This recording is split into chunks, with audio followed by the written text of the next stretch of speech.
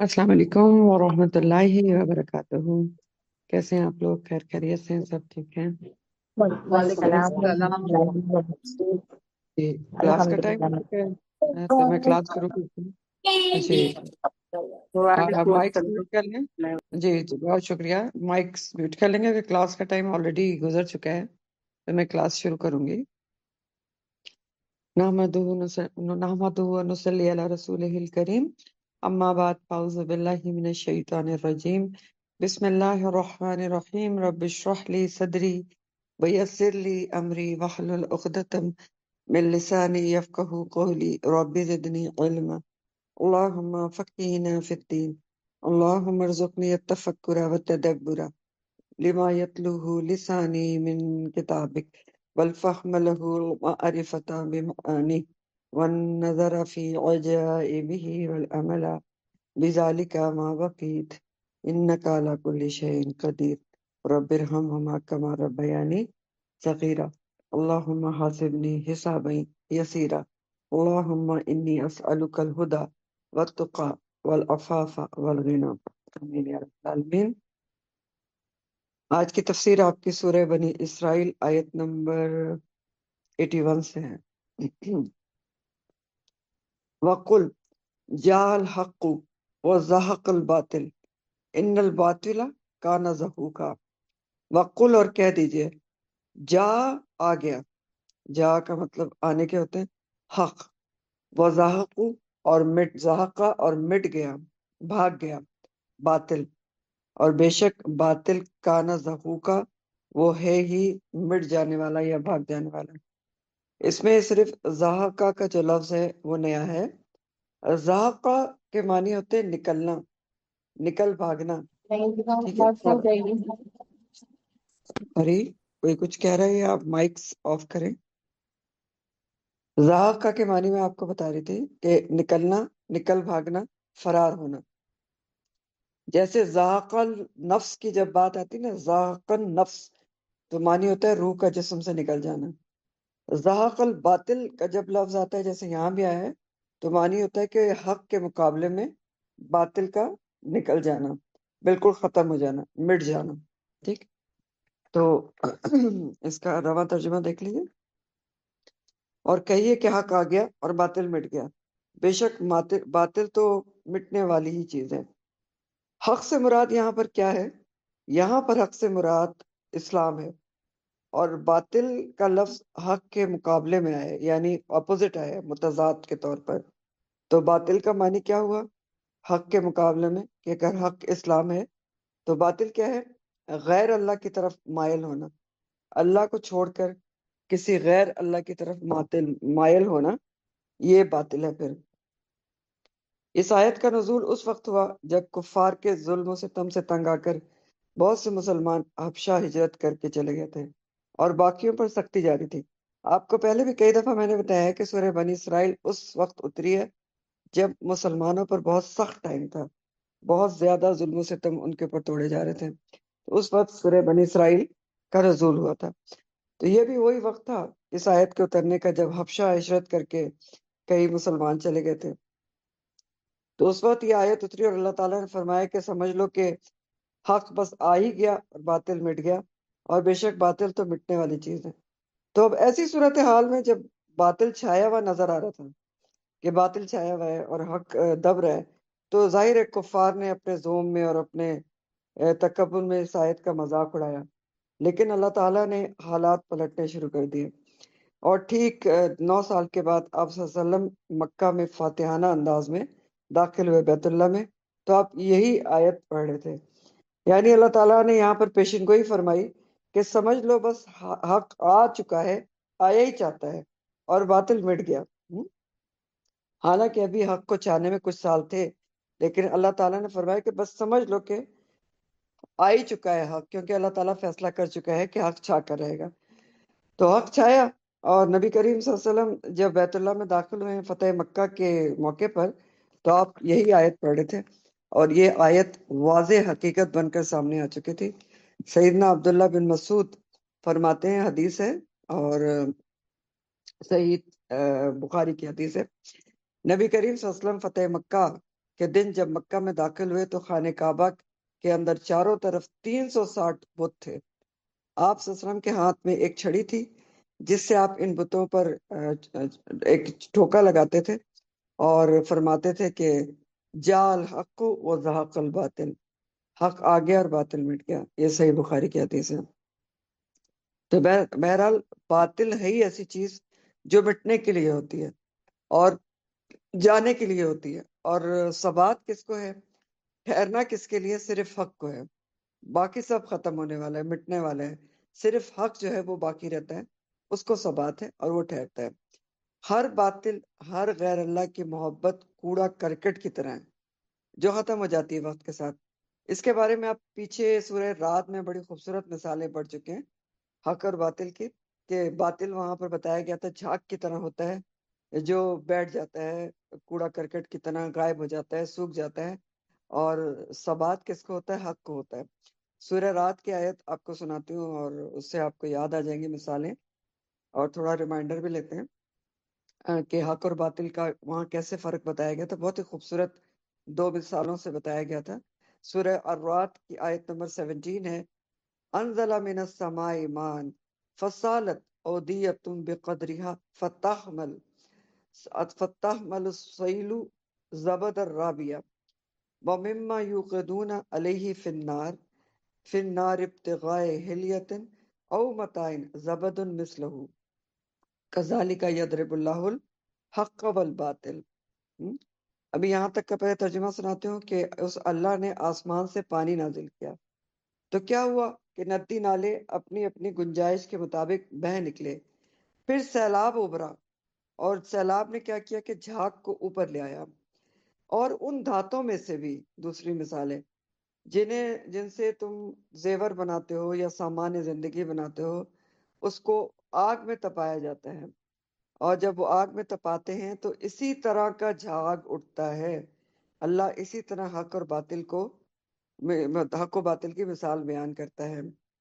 فَأَمَّا الزَّبَدُ فَيَذْهَبُ جُفَّاءً فَأَمَّا مَا يَنفَعُ النَّاسَ فَيَمْكُثُ فِي الْأَرْضِ كَذَلِكَ يَضْرِبُ اللَّهُ الْأَمْثَالَ۔ تو کیا ہے کہ جو جھاگ ہوتا ہے وہ تو سوکھ کر زائل ہو جاتا ہے، ضائع ہو جاتا ہے، اور جو چیز انسانوں کو فائدہ پہنچانے والی ہوتی ہے وہ زمین میں باقی رہتی ہے، قرار پکڑتی ہے۔ تو اللہ تعالیٰ اسی طرح مثالیں بیان کرتا ہے۔ اب اللہ تعالیٰ نے یہاں سورہ رات میں کیا مثال بیان کی، تبھی آپ کو یہ آیت بھی سمجھ میں آئے گی، تو اس کو تھوڑا سا میں آپ کو ریمائنڈر دیتا ہوں کہ حق کیسے ضائع ہونے والا ہے اور باطل کو کیسے قرار ہے۔ یہاں پر سورہ رات کی آیت میں اللہ تعالیٰ نے بتایا کہ اللہ تعالیٰ نے آسمان سے پانی نازل کیا، تو اس سے کیا ہوا کہ ندی نالے اپنی گنجائش کے مطابق بہہ نکلے، یعنی بہت زیادہ بھر گئے، اور پھر سیلاب ابھر آیا۔ یعنی ظاہر ہے، جب جیسے آج کل بھی ہو رہا ہے، آپ دیکھ رہے ہیں کہ جب ندی نالے زیادہ بھر جاتے ہیں تو سیلاب آ جاتا ہے، اور سیلاب سے کیا ہوا کہ وہ جھاگ کو اوپر لے آیا۔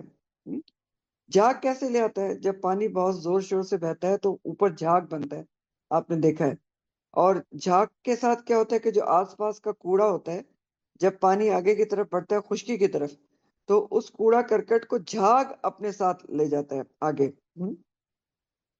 اور جیسے جیسے پانی خشکی کے اوپر جاتا ہے تو جو اوریجنل صاف پانی ہوتا ہے وہ ریت یا زمین میں ایبزارب ہو جاتا ہے، جو فائدے مند ہوتا ہے، اور جو جھاگ کے اندر کوڑا کرکٹ ہوتا ہے اس کا کیا حشر ہوتا ہے کہ وہ کنارے پر اوپر رہ جاتا ہے، دھوپ پڑتی ہے سوکھ جاتا ہے اور خس و خاشاک کی طرح غائب ہو جاتا ہے۔ دوسری مثال اسی سورہ رات میں دی گئی ہے کہ وَمِمَّا يُوقِدُونَ حِلْيَةً فِي النَّارِ، اور دوسری جو تم دھاتوں کو جلاتے ہو آگ کے اوپر زیور یا سامان بنانے کے لیے، تو جو دھاتیں ہوتی ہیں سونا چاندی، ان کو، لوہے کو بھی ایون آگ کے اوپر تپایا جاتا ہے، اور خاص طور پر سونا چاندی کو آگ پر تپاتے ہیں تاکہ اس میں سے کھوٹ نکل سکے، اور فتن کا لفظ بھی اسی سے ہے نا۔ تو کیا ہوتا ہے کہ جب آپ سونا یا چاندی کو پکاتے ہیں تو وہ لکوڈ فارم میں آ جاتا ہے، اور جھاگ اس میں سے بھی اوپر اٹھتا ہے جس کو نکال کے پھینک دیا جاتا ہے سونا چاندی کے زیور بنانے کے لیے، اور جو اصل چیز ہوتی ہے سونا چاندی یا دھات وہ نیچے بیٹھ جاتی ہے، تو اصل چیز تو نیچے بیٹھ جاتی ہے اور جھاگ کیا ہوتا ہے وہ ضائع ہو جاتا ہے۔ تو اسی طرح اللہ تعالیٰ حق اور باطل کی مثال بیان کرتا ہے کہ باطل ہمیشہ ضائع ہونے کے لیے ہوتا ہے، بظاہر کبھی ایسا لگتا ہے زمانے میں کہ باطل چھایا ہوا ہے، جیسے اس آیت کے نزول کو بھی آپ دیکھیں تو کیا لگ رہا تھا کہ باطل چھایا ہوا ہے، کفار چھائے ہوئے ہیں، لیکن باطل تو ضائع ہونے کے لیے تھا، جھاگ کی طرح تھا، کوڑا کرکٹ تھا، وہ ضائع ہو گیا، اور اصل چیز کیا تھی؟ وحی الہی تھی۔ یہ جو زمین میں ابزار ہو گئی، مسلمانوں کے دل میں ابزار ہو گئی، اور حق پھر چھا کے رہا۔ تو یہی بات یہاں پر کی جا رہی ہے۔ امید ہے آپ کو بات سمجھ میں آ گئی ہوگی کہ جو باطل اگر وقتی طور پر کبھی لگے بھی کہ چھایا ہوا ہے، تو ہوتا وہ ضائع ہونے کے لیے ہی ہے، زائل ہونے کے لیے، کوڑا کرکٹ کی طرح ضائع ہو جاتا ہے، اور ثبات اور قرار صرف حق کو ہے۔ آگے اللہ تعالیٰ فرماتے ہیں وَنُنَزِّلُ، اور پھر اور ہم نازل کرتے ہیں، من القرآنی، قرآن سے، ما ہوا قرآن میں یا قرآن سے، ما ہوا شفاء، جو وہ شفا ہے، وہ رحمت اور رحمت بھی ہے۔ کس کے لیے شفا اور رحمت ہے قرآن میں جو نازل کیا جاتا ہے؟ للمؤمنین، ایمان والوں کے لیے۔ ولا یزید الظالمین، دوسری طرف کیا ہے؟ اور نہیں وہ زیادہ کرتا ظالموں کو الا خسارہ، مگر خسارے میں۔ اس میں الفاظ دیکھیں، ننزلو آپ بہت دفعہ پڑھتے ہیں، انزلہ اور نزلہ، نزلہ ینزل تنزیل کے معنی ہوتے ہیں تدریج سے اتارنا، ٹھیک ہے؟ ایک لفظ ہوتا ہے نزلہ، اور ایک لفظ سیدھا سیدھا بھی آتا ہے انزلہ۔ تو نزلہ کا جو لفظ ہے نا، نزلہ ینزل تنزیل، آہستہ آہستہ تدریج سے اتارنے کے لیے استعمال ہوتا ہے، جیسے قرآن ہوتا تھا۔ اچھا، شفا کے لفظ کو بہت غور سے سمجھ لیں، زیر کے ساتھ ہے یہ شفاؤن۔ تو جو زیر کے ساتھ شفا ہوتا ہے نا، شفا، شفا نہیں ہے، شفا، اس کے یہ مصدر ہوتا ہے، اور اس کے معنی ہے تندرستی یا تندرست کرنا۔ جو زبر کے ساتھ شفا آتا ہے نا، اس کے معنی بالکل مختلف ہو جاتے ہیں۔ شفا کے مطلب ہوتے ہیں کنارہ، ٹھیک ہے؟ تو یہ ہمیشہ یاد رکھیں کہ زیر زبر سے بات چینج ہو جاتی ہے، معنی چینج ہو جاتے ہیں، اس لیے زیر زبر کی جو غلطی ہوتی ہے وہ حرام غلطی شمار ہوتی ہے۔ تو شفا بہرحال یہ لفظ ہے تندرستی، تندرست کرنا۔ یزیدو کا لفظ زیادہ سے ہے، خسارہ کا مطلب ہوتا ہے نقصان۔ تو اب اس کا ترجمہ دیکھیں، اللہ تعالیٰ کیا فرما رہے ہیں، بہت خوبصورت آیت ہے کہ اور ہم قرآن میں سے جو نازل کرتے ہیں وہ مومنوں کے لیے سراسر شفا اور رحمت ہے، اور وہ ظالموں کو خسارے میں ہی زیادہ کرتا ہے۔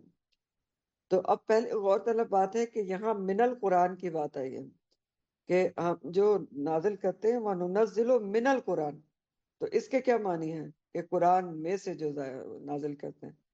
تو من القرآن کے دو معنی کیے گئے ہیں، مفسرین نے دو معنی بیان کیے ہیں کہ یہاں پر من جو ہے وہ بیانیہ بھی ہو سکتا ہے، اور من جو ہے وہ باس کے معنی میں بھی ہو سکتا ہے، ٹھیک؟ بیانیہ کے کیا مطلب ہے کہ اگر من القرآن میں من بیانیہ ہو تو یعنی بیان کیا جا رہا ہے کہ قرآن میں جو کچھ بھی ہم اتارتے ہیں وہ پورا قرآن شفا ہے، یہ ہے بیانیہ کا مطلب، کہ ہم جو بھی قرآن میں اتارتے ہیں، ٹھیک ہے، وَنُنَزِّلُ مِنَ الْقُرْآنِ مَا هُوَ شِفَاءٌ وَرَحْمَةٌ، وہ سب کا سب کیا ہے؟ شفا اور رحمت ہے۔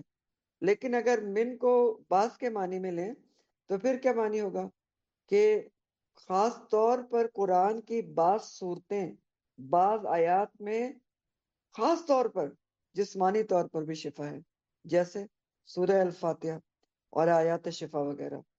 تو یہ سب جو ہے بیماری کے لیے شفا ہوتی ہے۔ تو اس دو معنی اس کے بیان کیے گئے ہیں، امید ہے دونوں آپ کو سمجھ آ گئے ہوں گے۔ دونوں معنی ہو سکتے ہیں، بیانیہ ہے تو مطلب ہے قرآن پورے کا پورا شفا ہے، ٹھیک ہے؟ کہیں سے بھی پڑھ لیں قرآن پورا شفا ہے، ہر چیز کے لیے شفا ہے۔ ابھی آگے اس کی تفصیلات آ جائیں گی کہ قرآن کون کون سی بیماریوں کے لیے شفا ہے۔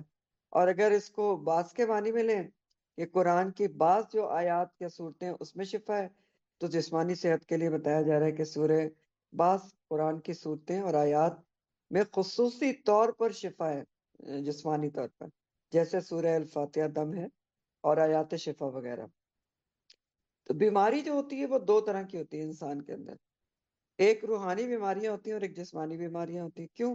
کیونکہ انسان دو ہی چیزوں سے مل کر بنا ہے نا، دو چیزوں کا مجموعہ ہے، ایک جسم ہے ایک روح ہے۔ تو روح بیمار ہوگی، روح کی بیماریاں ہوں گی تو روحانی بیماریاں ہیں، جسمانی فزیکل بیماریاں ہوں گی تو جسمانی بیماریاں. قرآن دونوں قسم کی بیماریوں کے لیے شفا اور رحمت ہے. ٹھیک، چاہے وہ روحانی ہو چاہے جسمانی ہو.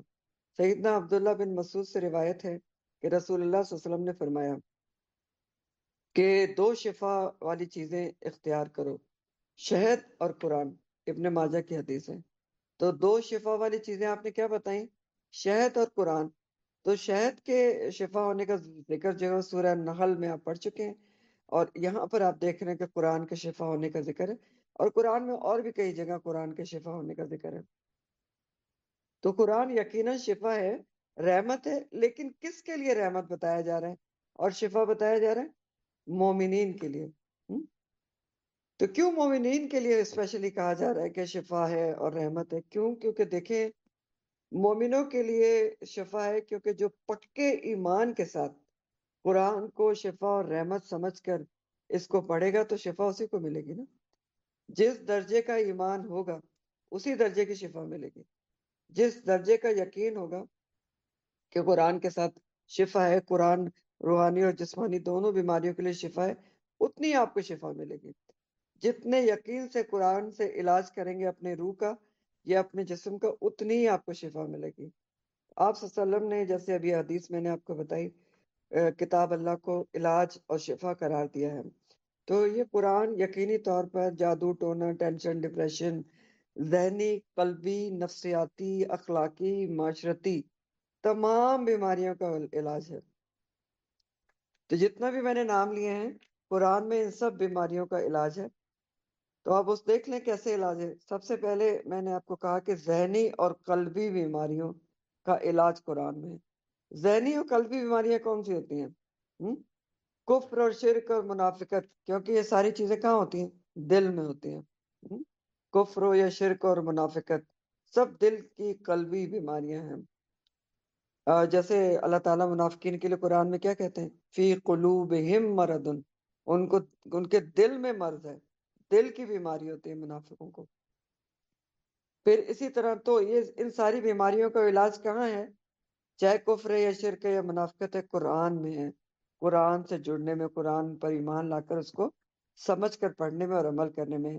اسی طرح ذہنی بیماریاں جو ہوتی ہیں، ٹینشن، ڈپریشن، مایوسی، ان سب کا علاج بھی کہاں ہے؟ قرآن سے ہے. قرآن کے علاوہ کوئی، خیر مومن تو مایوس ہوتا ہی نہیں، ٹینشن ڈپریشن کبھی ہو سکتا ہے، تو اس کو، اس ٹینشن اور ڈپریشن سے کوئی دنیا کی طاقت آپ کو نہیں نکال سکتی. یاد رکھیں، ایز اے ڈاکٹر بھی آپ کو بتا رہی ہوں، لاکھ آپ میڈیسنس لے لیں، اینٹی ڈپریسنٹ لے لیں، اینزیولٹک لے لیں، آپ نہیں نکل سکتے. الٹا وہ دوائیں آپ کو بس سلا کے رکھیں گے. کون نکال سکتا ہے آپ کو ٹینشن اور ڈپریشن سے؟ صرف قرآن نکال سکتا ہے. اپنی محنت اور قرآن سے جڑ کر آپ اس سے نکل سکتے ہیں. اور یہ میں نے آج نہیں، بہت پہلے سے مریضوں کو بتاتے ہوں کہ یہ ٹینشن ڈپریشن کی گولیاں کھانے کا کوئی فائدہ نہیں. نماز سے جڑیں، ہاں، وَاسْتَعِینُوا بِالصَّبْرِ وَالصَّلَاةِ، اور قرآن سے جڑیں. تو بہرحال نمبر 1 کیا ہے؟ ذہنی اور قلبی بیماریوں کا علاج قرآن میں ہے. نمبر 2 آپ دیکھیں تو اس کی اخلاقی بیماریاں. اخلاقی بیماریاں کون سی ہوتی ہیں؟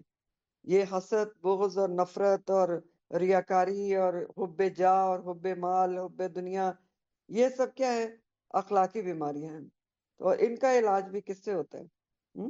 قرآن کو سمجھ کے پڑھنے میں پتہ چلتا ہے کہ حسد کیا ہے، کتنی کوئی نقصان دہ چیز ہے. قرآن کو پڑھ کے پتہ چلتا ہے کہ کسی سے بغض رکھنا کتنی بری چیز ہے. سورہ حجرات میں بڑی تفصیلات ہے. قرآن سے جڑ کے پتہ چلتا ہے ریاکاری، دکھاوا کتنی بری چیز ہے کہ سب کچھ کیا کرایا ضائع کر دیتی ہے. تو ان سب اخلاقی بیماریوں کا علاج بھی قرآن میں ہے. سورہ یونس آیت نمبر 57 ہے. اللہ تعالیٰ فرماتے ہیں، یونس 57، یا ایھا الناس قد جاءتکم موعظۃ من ربکم وشفاء لما فی الصدور. اے لوگو، تمہارے پاس ایک دل میں اترنے والی نصیحت آ گئی تمہارے رب کی طرف سے، جو شفا ہے کس کے لیے؟ لما فی الصدور، جو کچھ تمہارے دلوں میں. تو خاص طور پہ جو قرآن ہے دل کی بیماریوں کے لیے شفا ہے، اور دل کی بھی روحانی بیماریوں کے لیے شفا ہے. ٹھیک، قلبی بیماری یعنی جو ہوتی ہیں، روحانی بیماریاں کون سی ہوتی ہیں؟ ایک تو دل کی جسمانی بیماریاں ہوتی ہیں فزیکل، کہ ہم کہتے ہیں انجائنا ہوتا ہے، کسی کو انجائنا ہو گیا ہے، ہارٹ اٹیک ہو گیا ہے، اس کا ویلو خراب ہو گیا ہے، نالیاں سکڑ گئی ہیں۔ ایک دل کی یا قلبی روحانی بیماریاں ہوتی ہیں، وہ کون سی ہیں؟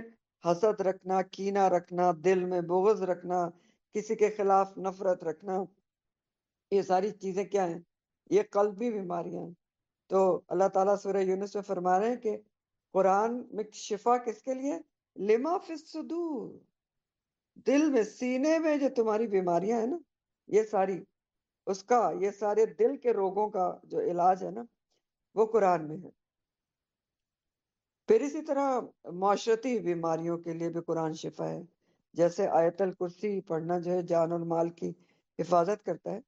پھر اور بھی آپ معاشرتی بیماریاں دیکھیں کہ جو معاشرے میں عموماً بگاڑ پیدا کرتی ہیں، چوری اور ڈاکہ زنی اور دوسری شراب اور جوا وغیرہ، اگر کوئی انسان قرآن سے جڑ جاتا ہے، قرآن کو سمجھ کے پڑھتا ہے، تو ظاہر ہے وہ ان قبیح جو حرکتیں، گناہ والی چیزیں، اس سے بچتا ہے، شراب جوا اور ان سب چیزوں سے بچتا ہے، تو معاشرہ بھی ان بیماریوں سے پاک ہو جاتا ہے۔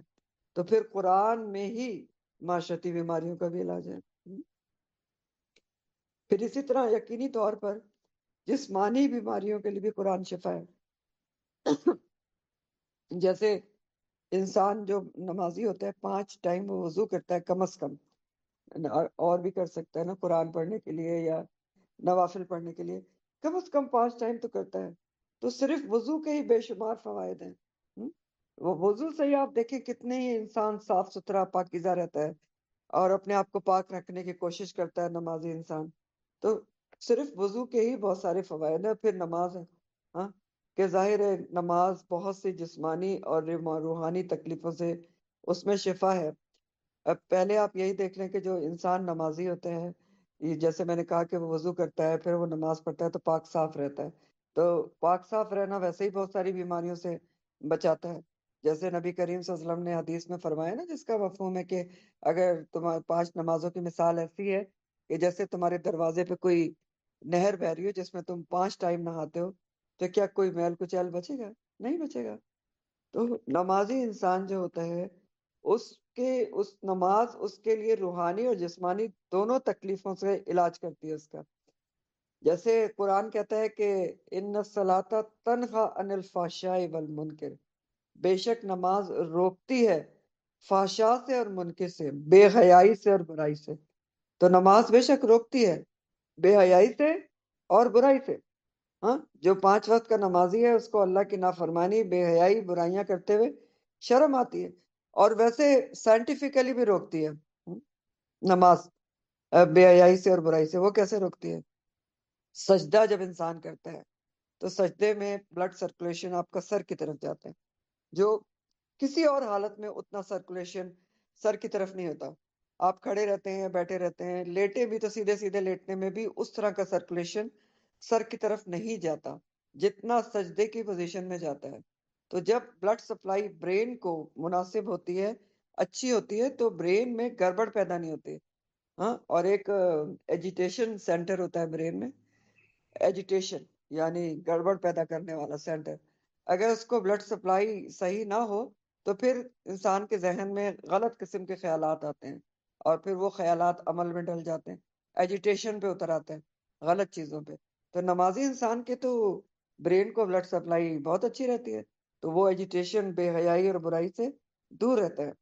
پھر اسی طرح نماز جو ہے وہ جسمانی طور پر بھی بہت زیادہ فائدہ مند ہے۔ جو نمازی انسان ہے وہ ظاہر ہے متحرک رہتا ہے، اس کے جوائنٹ وغیرہ متحرک رہتے ہیں، ان کا گودا وغیرہ بہت جلدی ختم نہیں ہوتا، اور بھی بہت ساری چیزیں ہیں جو نماز کے تو بہت زیادہ فوائد ہیں، انشاءاللہ کبھی نماز کے چیپٹر میں پڑھیں گے۔ تو بہرحال، تو بہت ساری جو، اور نماز میں آپ قرآن ہی پڑھتے ہیں نا، بات یہ ہے کہ قرآن کے شفا ہونے کی بات ہو رہی ہے، تو نماز میں آپ قرآن ہی پڑھ رہے ہوتے ہیں۔ تو بہرحال قرآن میں ہر قسم کی بیماریوں کا علاج ہے، اور جسمانی، ویسے بھی آپ دیکھیں کہ قرآن نے جو حلال اور حرام کی قید رکھی ہے اس میں بھی صحت و شفا ہے نا۔ اللہ تعالیٰ نے ہمیں کچھ چیزیں کھانے سے منع کیا ہے، اس میں آپ اس کو ہی لے لیں، خنزیر کو لے لیں، اور اس کے بارے میں آپ پڑھ چکے ہیں بہت تفصیل سے کہ کتنا نقصان دہ اس کا گوشت ہوتا ہے. تو اللہ تعالیٰ نے منع کر دیا نہ کھاؤ تو ہم بچ گئے. مردار میں کھانا کتنا زیادہ نقصان دہ ہوتا ہے، اللہ تعالیٰ نے منع کر دیا، ہم بچ گئے. تو اس طرح بھی حلال و حرام کی جو قید ہے قرآن میں، اس میں بھی صحت و شفا ہے. اور خاص طور پر جسمانی شفا کی اگر آپ بات کریں تو جیسے میں نے پہلے بھی بتایا کہ سورہ فاتحہ جو کہ وہ جسمانی بیماریوں کے علاج کے لیے ریکمینڈڈ ہے. اور یہ دم ہے، جیسے کہ سیدنا ابو سعید خضری کی حدیث سے ثابت ہے. سیدنا ابو سعید خضری فرماتے ہیں کہ نبی کریم صلی اللہ علیہ وسلم کے کچھ صحابہ، یہ حدیث سنا رہی ہوں میں آپ کو صحیح بخاری کی، نبی کریم صلی اللہ علیہ وسلم کے کچھ صحابہ سفر میں تھے تو دوران سفر وہ عرب کے ایک قبیلے میں اترے. تو صحابہ نے چاہا کہ قبیلے والے ان کو اپنا مہمان بنا لے، لیکن انہوں نے مہمانی نہیں کی، انکار کر دیا صاف صاف. تو اس اتفاق سے اگلے دن اس قبیلے کے سردار کو سانپ نے ڈس لیا. تو قبیلے والوں نے ہر طرح کی کوشش کی لیکن سردار اچھا نہیں ہوا. تو ان کے کئی لوگوں نے کہا کہ کیوں نہ ہم ان لوگوں سے پوچھیں جو مسافر اترے ہیں کہ شاید ان کے پاس کوئی علاج ہو اس کا. تو وہ صحابہ کے پاس آئے پوچھنے کے لیے کہ تمہارے پاس کوئی دم جھاڑنے کی کوئی چیز ہے اور تو بتاؤ. تو اس پر ایک صحابی نے کہا کہ ہاں ہمارے پاس ایسی چیز ہے اور ہم ایسا دم کر سکتے ہیں، لیکن ہم تم سے اس دم کا پیسے لیں گے، یعنی اجرت لیں گے اس کی. انہوں نے ایسا کیوں کہا؟ کیونکہ انہوں نے ان کی مہمانی کرنے سے انکار کیا تھا. تو انہوں نے کہا کہ میں دم تو کر دوں گا، اللہ کی قسم میں دم کروں گا، لیکن ہم نے تم سے میزبانی کے لیے کہا تھا تو تم نے اس سے انکار کر دیا، اس لیے اب میں یہ کام اجرت کے بغیر نہیں کروں گا، یعنی دم اجرت لے کے کروں گا. تو آخرکار بکریوں کے ایک گلے پر معاملہ طے ہوا. تو وہ صحابی جو تھے وہاں پر گئے اور سورہ فاتحہ پڑھ پڑھ کر سردار پر دم کیا. ایسا معلوم ہوتا تھا جیسے کسی نے رسی کھول دی ہو، اور سردار بالکل اٹھ کر چلنے لگا، تکلیف دور ہو گئی اور نام و نشان بھی تکلیف کا باقی نہیں رہا. پھر انہوں نے طے شدہ اجرت صحابہ کو ادا کر دی. تو کسی صحابی نے کہا کہ چلو اس کو تقسیم کر لیتے ہیں بکری کے گلے کو، لیکن پھر کئی صحابہ نے کہا کہ نہیں. جو خاص طور پر ان صحابی نے جنہوں نے دم کیا تھا، انہوں نے کہا کہ نہیں، پہلے نبی کریم صلی اللہ علیہ وسلم کی خدمت میں حاضر ہو کر آپ سے اس کا حکم پوچھیں گے، اس کے بعد کچھ کریں گے.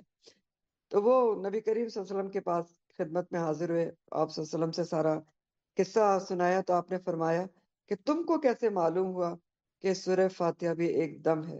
اس کے بعد آپ نے فرمایا کہ تم نے ٹھیک کیا ہے، اسے تقسیم کر لو اور میرا حصہ بھی رکھنا. یہ فرما کے رسول اللہ صلی اللہ علیہ وسلم ہنس پڑے. تو یہ صحیح بخاری کی حدیث ہے. تو یہ حدیث کیا ثابت کر رہی ہے کہ سورہ الفاتحہ جسمانی بیماریوں کے لیے دم ہے. لیکن یہاں ایک بات نوٹیبل ہے کہ جو دم کرانے کے لیے کسی نام نہاد پیر فقیروں کے پاس جانا ضروری نہیں ہوتا. دم ہم میں سے ہر انسان خود بھی کر سکتا ہے. ہم میں سے کون ہے جس کو سورہ فاتحہ نہیں آتی؟ ٹھیک، آپ خود اپنے اوپر دم کر سکتے ہیں، اپنے بچے پہ کر سکتے ہیں، اپنے گھر والوں پہ کر سکتے ہیں. اس کے لیے کہیں نام نہاد پیر فقیروں کے پاس دور دراز کا سفر طے کر کے جانے کی ضرورت نہیں ہوتی. ٹھیک، تو آپ دم خود کر سکتے ہیں اپنے گھر والوں پہ. کوئی ضروری نہیں ہوتا کہ آپ کسی نیک آدمی کے پاس جا کے اسی سے دم کرائیں. کروا سکتے ہیں، منع نہیں ہے، جیسے اس سے پتہ چل رہا ہے کہ صحابی نے دم کیا. لیکن ہمارے ہاں اس چیز کو بہت غلط سینس میں لیا جاتا ہے، اور پتہ نہیں وہ فلانا جھاڑتا ہے اور فلانا جو ہے دم کرتا ہے، دور دراز جاتے ہیں، کچھ پتہ نہیں وہ کیا دم کرتا ہے. اور میں نے خود اپنی آنکھوں سے دیکھا ہے کسی کے ساتھ جا کے، اسی لیے جا کے دیکھا تھا کہ ایک پیر صاحب ہیں تو وہ یرکان کو جھاڑتے تھے، جوانڈس کو. تو جھاڑو مار مار کے انہوں نے پتہ نہیں کیا دم کیا اور کیا نہیں کیا، جھاڑو. ٹھیک، تو بہرحال مختصر یہ ہے کہ یہ حدیث آپ کو اس لیے سنائی گئی ہے کہ سورہ فاتحہ یقینی طور پر ایک دم ہے جسمانی بیماریوں کے لیے. اس کو آپ خود دم کر سکتے ہیں، اپنے گھر والوں پہ دم کر سکتے ہیں، کہیں جانے آنے کی ضرورت نہیں ہوتی. تو بہرحال یہ حقیقت ہے کہ دنیا کی سب سے عظیم، سب سے بڑی شفا دینے والی چیز قرآن کریم ہے، جو انسان کے دل، جسم، دنیا اور آخرت کے لیے شفائی شفا ہے، اور انسان کی کو ہر بیماری کا علاج ہے انسان کی. جیسے آپ کو میں نے ابھی بتایا بھی، اور رحمت بھی ہے، اللہ کی رحمت حاصل کرنے کا ذریعہ ہے. لیکن جو اس کتاب پر یقین نہیں رکھتے، آیت پر غور کریں، اللہ تعالیٰ نے کہا ہے کہ شفا اور رحمت کس کے لیے؟ للمومنین، لیکن جو اس کتاب پر یقین نہیں رکھتے ایسے ظالموں کو یہ خسارے میں ہی زیادہ کرتا ہے۔ وما یزید الظالمین الا خسارہ۔ ہاں، یعنی ظالم کون ہے یہاں پر؟ جو قرآن میں نقص نکالنے پر تلے بیٹھے ہیں، آبجیکشن نکالنے پر تلے ہوئے بیٹھے ہیں، اس کے ساتھ استہزاء کرتے ہیں، قرآن کا مذاق اڑاتے ہیں، تو ظاہر ہے یہ لوگ اپنی بدبختی میں، اپنے خسارے میں اضافہ کرتے ہیں، اور ایسے لوگوں کے لیے پھر دنیا اور آخرت میں خسارے ہی خسارہ ہے۔ جیسے سورہ توبہ میں آتا ہے، سورہ توبہ کی آیت نمبر 124 125 ہے کہ وَإِذَا مَا أُنزِلَتْ سُورَةٌ فَمِنْهُمْ مَن يَقُولُ أَيُّكُمْ زَادَتْهُمْ إِيمَانًا فَأَمَّا الَّذِينَ آمَنُوا فَزَادَتْهُمْ إِيمَانًا وَهُمْ يَسْتَبْشِرُونَ وَأَمَّا الَّذِينَ فِي قُلُوبِهِم مَرَضٌ فَزَادَتْهُمْ رِجْسًا إِلَى رِجْسِهِمْ وَمَاتُوا وَهُمْ كَافِرُونَ۔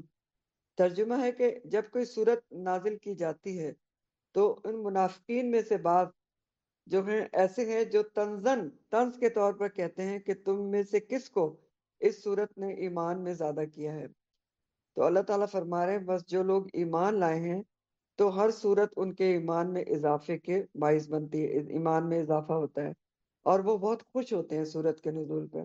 اور جن لوگوں کے دلوں میں بیماری ہے، ٹھیک ہے، دلوں کی بیماری ہے، جن کو منافقت ہے، تو پھر وہ اس صورت سے ان کی گندگی میں مزید گندگی کا اضافہ ہو جاتا ہے، ٹھیک ہے، رجسن الی رجسہم، اور وہ اس حالت میں مرتے ہیں کہ وہ کافر ہی رہتے ہیں۔ تو خلاصہ آیت کیا ہے، سمجھنے سے تعلق رکھتا ہے۔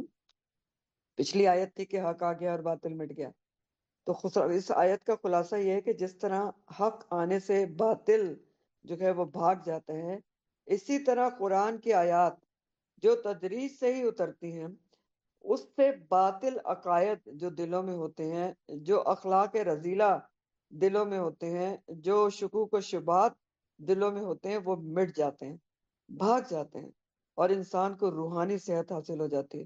اور جب روح انسان کی صحت مند ہو تو یاد رکھیں پھر جسم بھی صحت مند ہوتا ہے۔ اگر روح بیمار ہوتی ہے تو جسم پر ضرور اس کا اثر ہوتا ہے اور جسم بھی بیمار ہوتا ہے۔ وہ کچھ فزیکل بیماریاں ایسی ہوتی ہیں جو جینون ہوتی ہیں، وہ الگ سے ہوتی ہیں، جن کا تعلق روح سے نہیں ہوتا، لیکن ویسے ایک جنرل اصول یہ ہے کہ اگر انسان بیمار بھی ہو فزیکلی لیکن اس کی روح صحت مند ہو، روحانی طور پر صحت مند ہو، تو وہ پھر بہت سارے کام کر سکتا ہے کیونکہ روح اس کی صحت مند ہوتی ہے۔ تو بہرحال جس طرح باطل حق آنے سے بھاگ جاتا ہے، اسی طرح جب اللہ تعالیٰ کی آیات اترتی ہیں تو دل سے جو باطل عقائد، اخلاق رذیلہ، شکوک و شبہات، وہ بھاگ جاتے ہیں، مٹ جاتے ہیں، روحانی صحت حاصل ہوتی ہے، اور روحانی صحت کی وجہ سے جسم بھی صحت مند رہتا ہے، یعنی کم از کم اس لحاظ سے صحت مند رہتا ہے کہ روح صحت مند ہے تو وہ بہت سارے اچھے کام، روحانی کام کر سکتا ہے۔ تو جو لوگ ایمان کے ساتھ قرآن کو نسخہ شفا سمجھ کر پڑھیں گے، ان کی تمام روحانی، قلبی، جسمانی بیماریاں جو ہیں اللہ کے حکم سے دور ہو جائیں گے، اللہ تعالیٰ کی رحمت کے حقدار ہو جائیں گے، کیونکہ شفا و رحمت للمومنین بتایا گیا ہے۔ لیکن ہاں، وہ بدبخت لوگ، بدقسمت لوگ، جو وہ مریض جو علاج سے ہی دشمنی رکھتے ہیں، یعنی قرآن نسخہ شفا ہے اسی سے دشمنی رکھتے ہیں، علاج اور دوا سے نفرت کرتے ہیں، علاج اور دوا سے دور بھاگتے ہیں، تو ظاہر ہے کہ ان کا پھر کیا حال ہوگا؟ ہاں، بیماری میں اضافہ ہی ہوتا چلا جائے گا۔ جب وہ علاج کو پسند ہی نہیں کر رہے ہیں، اس سے نفرت کر رہے ہیں، تو پھر کیا ہوگا؟ ہاں، رجسن الی رجسہم، گندگی میں اضافے پر اضافہ ہوگا، اور پھر یہ ان کا جو مرض ہے نا، وہ ان کی جان لے کر ہی چھوڑے گا۔ وہ ماتوا وہم کفار۔ تو جب دلوں میں شک و شبہات اور نفاق ہو تو پھر نجاست میں، گندگی میں مزید اضافہ ہی ہوتا ہے، کیونکہ منافقت کے ساتھ انسان اگر قرآن پڑھے، منافقت کے ساتھ، تو قرآن میں اس کو نقص نظر آتے ہیں۔ اور یہ آج کل بھی ہوتا ہے افسوس اور دکھ کے ساتھ کہ اگر آپ صاف دلی کے ساتھ قرآن کو نہیں پڑھتے نا، قرآن کو پڑھنے کے لیے نیت کا صحیح ہونا بہت ضروری ہے بچوں، یاد رکھیں۔ جب بھی آپ قرآن پڑھنا شروع کرتے ہیں سمجھنے کے لیے، تو اپنی نیت کو ٹٹولیں کہ میں قرآن کیوں پڑھ رہی ہوں، ٹھیک، نیت کو ٹٹولیں، کیونکہ میں قرآن کیوں پڑھ رہی ہوں؟ میں اس لیے قرآن پڑھ رہی ہوں کہ میں اللہ کے احکامات کو سمجھوں، اس کو عمل میں لاؤں، اور ایمان کے ساتھ اور یقین کے ساتھ قرآن کو پڑھنا چاہیے کہ اللہ کے ہر حکم میں، ہر آیت میں شفاء و رحمت للمومنین ہے، تو پھر فائدہ ہوتا ہے۔ لیکن اگر کوئی دل میں بغض رکھ کے نقص نکالنے کے لیے قرآن پڑھتا ہے تو اس کو نقص ہی نظر آئیں گے، اس کو پھر حکم میں ڈسکرمنیشن ہی نظر آئے گی، پھر اس کو حدود ظالمانہ ہی نظر آئیں گے۔ ٹھیک ہے، آگے اللہ تعالیٰ کیا فرماتے ہیں جی؟ وَإِذَا، اور جب انعمنا، انعام کرتے ہیں ہم، علل انسانی، انسان پر، آردا، تو وہ اعراض کرتا ہے، ونأ، اور وہ دور کر لیتا ہے، بجانبہ، اپنے پہلو کو، وَإِذَا، اور جب مسہ، چھو جاتی ہے اس کو، الشر، تکلیف، کانا، تو ہو جاتا ہے وہ یئوسا، بہت ہی مایوس۔ الفاظ دیکھ لیں، اس میں آردہ کے لفظ تو آپ بہت دفعہ پڑھ چکے ہیں۔ اعراض کرنے کے معنی ہوتے ہیں پہلو تہی کرنا، منہ موڑ لینا۔ نآ کا جو لفظ ہے، نایون کے مطلب ہوتے ہیں دور ہونا اور دور کرنا۔ بجانب ہی جم سے ہے، پہلو سے، اور باقی یوسا کا جو لفظ ہے، یائسا، یا حمزہ سین سے ہے، یاس سے ہے، اور مبالغے کا صیغہ ہے، بہت مایوس ہو جاتا ہے۔ ٹھیک ہے، بہت مایوس ہو جاتا ہے۔ تو کیا کہہ رہے ہیں اللہ تعالیٰ؟ نرواں ترجمہ دیکھیں، اور جب ہم انسان پر انعام کرتے ہیں تو تب تو وہ منہ موڑ لیتا ہے۔ غور سے سمجھنے کی آیت ہے، ایک انسانی رویہ بیان ہو رہا ہے کہ جب تک اللہ تعالیٰ فرما رہے ہیں کہ ہم انعام کرتے رہیں، تب تو منہ موڑ لیتا ہے اور اپنا پہلو دور کر لیتا ہے۔ کس سے؟ اللہ سبحانہ تعالیٰ سے۔ اور جب ہم تکلیف اس کو پہنچے تو کیا کرتا ہے؟ بہت ہی مایوس ہو جاتا ہے۔ تو انسان کے ایک رویے، ایک کمزوری کا ذکر کیا جا رہا ہے۔ جب تک اس کو نعمتیں ملتی رہتی ہیں، جب تک اذا انعمنا، تو پھر کیا ہوتا ہے کہ جب نعمتیں مل رہی ہیں، صحت بھی ہے، دولت بھی ہے، اولاد بھی ہے، رزق بھی ہے، جوانی بھی ہے، تو پھر تو کیا ہے، کیا کرتا ہے؟ اس وقت کیا کرتا ہے انسان؟ سوچیں، عمومی طور پر انسان کیا کرتا ہے کہ جب اس کو ہر کچھ ملا ہوا ہے، عمومی، ہر انسان ایسا نہیں ہوتا، لیکن عمومی طور پر انسان کیا کہتا ہے اور کیا کرتا ہے؟ کہتا ہے کہ جوانی میں بھی کوئی عبادت کے دن ہوتے ہیں، جوانی کے دن تو کھیل کود کے ہوتے ہیں، زندگی کے انجوائے کرنے کے ہوتے ہیں۔ تو یہ ہوتا ہے اس کا اعراض کرنا، جو اللہ تعالیٰ نے کہا کہ وہ آردا، کہ وہ اعراض کرتا ہے، ورنہ آ بجانبہ، اور اپنا پہلو جو ہے وہ موڑ لیتا ہے، یعنی دنیا میں گم رہتا ہے، اللہ کو یاد نہیں کرتا، دین کا خیال بھی کہیں سے نہیں گزرتا۔ جب تک تمنائیں پوری ہو رہی ہوں، دنیا مل رہی ہوں عمومی طور پر، تو اللہ یاد نہیں آتا۔ لیکن اگر کوئی جوانی کے وقت دولت ہوتے ہوئے نعمتوں کے باوجود اللہ کی طرف رجوع کرتا ہے تو وہی بہت پسندیدہ بندہ بن جاتا ہے۔ جیسے وہ جو حدیث ہے نا، جو 7 کیٹیگریز عرش کے سائے تلے ہوں گی، اس میں ایک کیٹیگری میں کیا ہے کہ وہ نوجوان جوانی میں جس کا دل مسجد میں اٹکا رہا۔ تو جوانی کی عبادت کی بہت بڑی فضیلت ہے، لیکن جنرلی تو انسان یہی کرتا ہے کہ جب نعمتیں اس کو ملی ہیں، سب کچھ ملا ہوا ہے، تو عمومی طور پر وَإِذَا أَنْعَمْنَا عَلَى الْإِنسَانِ أَعْرَضَ، منہ موڑ لیتا ہے، وَنَأَى بِجَانِبِهِ، اور پہلو موڑ لیتا ہے اللہ تعالیٰ سے۔ اللہ کی یاد نہیں آتی، سمجھتا ہے اللہ کی ضرورت نہیں، کیونکہ سب کچھ مل رہا ہوتا ہے نا۔ تو عمومی طور پر انسان نعمتوں کو پا کر اللہ سے منہ موڑنے لگتا ہے، اللہ سے پہلو بچاتا ہے۔ لیکن اسی انسان کو جب کوئی جانی، کوئی مالی، کوئی روحانی تکلیف پہنچے، کوئی نعمت گم ہو جائے، کوئی واپس لے لی جائے، تو پھر کیا ہوتا ہے؟ انتہائی مایوس ہو جاتا ہے، پھر پریشانی، ٹینشن اور ڈپریشن کا شکار ہو جاتا ہے، نروس بریک ڈاؤن میں چلا جاتا ہے۔ تو ایسا کیوں ہوتا ہے؟ یہ 2 رویے بتائے جا رہے ہیں نا، کہ خوشی جب نعمتیں مل رہی ہیں تب بھی غلط رویہ ہے کہ اللہ کو بھول گیا، دوسری طرف جب کوئی چیز چھن گئی تب بھی کیا ہے؟ تب بھی غلط رویہ ہے کہ بہت ہی مایوس ہو گیا۔ دونوں رویے غلط ہیں۔ تو ایسا کیوں ہوتا ہے؟ کیونکہ انہی سب چیزوں کو لے کر انسان نے زندگی کا مقصد بنایا ہوتا ہے، مقصد تسکین بنایا ہوا ہوتا ہے۔ دنیا اور دنیا کی چیزوں کو ہی وہ سب کچھ سمجھتا ہے، دولت، شہرت، قوت، دنیا داری میں مصروف رہتا ہے۔ ہر اس کا محور اور مقصد دنیا ہوتی ہے، دنیا کی چیزیں ہوتی ہیں۔ کس چیز کی کمی ہوتی ہے اس کے پاس؟ مضبوط ایمان کی کمی ہوتی ہے، توکل کی کمی ہوتی ہے، شکر گزاری کی کمی ہوتی ہے۔ اس لیے جب نعمتیں ملتی ہیں تو کیا کرتا ہے؟ اللہ کو بھولا رہتا ہے، کیونکہ اس کو جو ضرورت ہے وہ اس کو مل رہا ہے، تو وہ اس کو اللہ یاد ہی نہیں آتا. یہ سب تو مل رہا ہے، اللہ کو یاد کرنے کی کیا ضرورت ہے؟ ٹھیک. اور دوسری طرف کیا ہوتا ہے کہ جب نعمت چلی جاتی ہے کوئی، تو پھر وہ بہت زیادہ مایوس ہو جاتا ہے. مایوس کیوں ہو جاتا ہے؟ کیونکہ وہی بات ہے، کیونکہ اللہ سے جڑا ہوا ہے ہی نہیں، ایمان کی کمی ہے، توکل ہے کوئی نہیں، شکر گزاری ہے نہیں، صبر کا کوئی دور دور نام نہیں، تو اللہ سے کوئی کنیکشن ہی نہیں ہے، تو ظاہر ہے مایوس ہی ہوگا. مومن تو مایوس نہیں ہوتا نا. قرآن کیا کہتا ہے؟ کافر مایوس ہوتا ہے اللہ کی رحمت سے، تو مایوس ہو جاتا ہے. ورنہ جو مومن ہے وہ تو اللہ کی رضا میں راضی خوشی رہتا ہے، وہ مایوس نہیں ہوتا جو اللہ سے جڑا ہوا ہو. مایوس کون ہوتا ہے؟ جو اللہ سے جڑا نہیں، جس میں توکل نہیں، شکر گزاری نہیں ہے، تو جو نور ایمانی سے محروم ہوتا ہے، جس دنیا کی محبت جس پر غالب ہوتی ہے. تو یہ دونوں رویے ایسے انسان کے ہوتے ہیں جس میں ان سب چیزوں کی کمی ہوتی ہے. کن سب چیزوں کی؟ نور ایمان کی کمی، اللہ پر توکل کی کمی، شکر گزاری کی کمی، صبر کی کمی، یہ ساری چیزیں کی کمی جو ہوتی ہے وہ یہ دو رویوں کو جنم دیتی ہیں. ورنہ آپ کو پتہ ہے کہ جو مومن ہوتا ہے اس کا تو رویہ نعمت ملنے پر بھی مختلف ہوتا ہے، بجائے اعراض کے وہ شکر گزاری کا رویہ اختیار کرتا ہے. اور نعمت چھن جانے پر بھی مومن کا رویہ مختلف ہوتا ہے، مایوس ہونے کے بجائے وہ کیا کرتا ہے؟ صبر کرتا ہے اور رجوع اللہ کرتا ہے، جیسا کہ حدیث میں بھی آتا ہے نا. بہت خوبصورت حدیث ہے مومن کے بارے میں. سیدنا صہیب رضی اللہ تعالیٰ عنہ سے روایت ہے، رسول اللہ صلی اللہ علیہ وسلم نے فرمایا، مومن کا معاملہ بھی عجیب ہے، اس کا ہر معاملہ اس کے لیے بھلائی کا ہے، اور یہ بات مومن کے سوا کسی کو میسر ہی نہیں. ہاں؟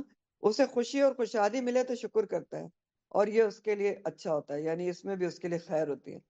اور اگر اسے کوئی نقصان پہنچے تو اللہ کی رضا کے لیے صبر کرتا ہے، اور اس میں بھی اس کے لیے بھلائی اور خیر ہوتی ہے. تو دیکھیں مومن کا رویہ کیا ہوتا ہے؟ یا تو صبر یا تو شکر، اس کے علاوہ کوئی تیسرا رویہ نہیں ہوتا، نہ مایوسی اور نہ ہی اللہ سے منہ موڑنا. تو یہ بہت غور طلب بات ہے کہ ایک جو مومن ہے اس کی ایمانی پرواز کے لیے اس کو دو پر چاہیے ہوتے ہیں. ہمیشہ یہ جملہ یاد رکھیں، مومن کو ایمان کی پرواز کے لیے دو پر چاہیے ہوتے ہیں، ایک صبر کا پر اور ایک شکر کا پر. اس میں سے ایک پر بھی نہ ہو تو ایمان کی پرواز نہیں ہو سکتی. جتنے اسٹرانگ کے دو پر ہوں گے نا، اتنے ہی ایمانی پرواز آپ کی اوپر اور اوپر جائے گی. صبر اور شکر، تیسرا کوئی رویہ مومن کا نہیں ہوتا. یاد رکھیں، کوئی ٹینشن، ڈپریشن، مایوسی اور اللہ سے منہ موڑنا نعمتیں ملنے پر مومن کا رویہ نہیں ہوتا. یا صبر ہے یا شکر ہے. آج کے آیات الحمدللہ ایک سے ایک بڑھ کے بہت ہی اچھی خوبصورت آیات ہیں. اگلی آیت بھی بہت ہی امپورٹنٹ ہے اور سمجھنے سے تعلق رکھتی ہے، جو ہم سب نے بہت اچھی طرح سمجھنے کی کوشش کرنی ہے. بہت اہم بات ہو رہی ہے. قل کہہ دیجئے، کل یعمل، ہر کوئی عمل کرتا ہے، اللہ شاکلتہ، اپنے طریقے پر، فربکم، تو رب تمہارا، عالم، بہت زیادہ جانتا ہے. اسم تفضیل ہے، بہت زیادہ جانتا ہے. کس کو زیادہ جانتا ہے رب؟ بمن، اسے جو ہوا وہ احاطہ، بہت ہدایت یافتہ ہے. یہ بھی اسم تفضیل ہے، مؤنث ہے، بہت زیادہ ہدایت یافتہ ہے، سبیلا، راستے کے لحاظ سے. شاکلہ کا جو لفظ ہے، ابھی خیر تفسیر میں آپ کو تفصیلات بتاؤں گی. جنرلی شاکلہ کا لفظ شکل سے ہی ہے، شین، کاف اور لام، شکل سے ہے، لیکن یہاں ظاہری شکل مراد نہیں ہے شاکلہ سے، ذہنی شکل مراد ہے. یعنی ذہنی شکل کیا ہوتی؟ سوچ اور طبیعت یا طریقہ یا ڈنگ وغیرہ، اس کو شاکلہ کہا جاتا ہے. تو وہ طریقہ جو انسان اپنی طبیعت کے لحاظ سے اختیار کرتا ہے اس کو شاکلہ کہتے ہیں. باقی ابھی آگے شاکلہ کافی تفصیلات اس کی آئیں گی، اور بہت اہم ہے شاکلہ کو سمجھنا، کیونکہ اللہ تعالیٰ کہہ رہے ہیں کہ ہر کوئی اپنے شاکلہ کے مطابق کام کرتا ہے. لیکن اللہ تعالیٰ کو پتہ ہے کہ کون سب سے زیادہ سیدھے راستے کے اوپر ہے. تو بہت اہم بات ہے. قل کل یعمل علی شاکلتہ، کہہ دیجئے کہ ہر کوئی اپنے طریقے پر عمل کرتا ہے. شاکلہ، جیسے ابھی میں نے آپ کو بتایا کہ شاکلہ کا جو روٹ ہے وہ شین، کاف اور لام ہے، شکل، لیکن یہاں مراد ذہنی شکل ہے.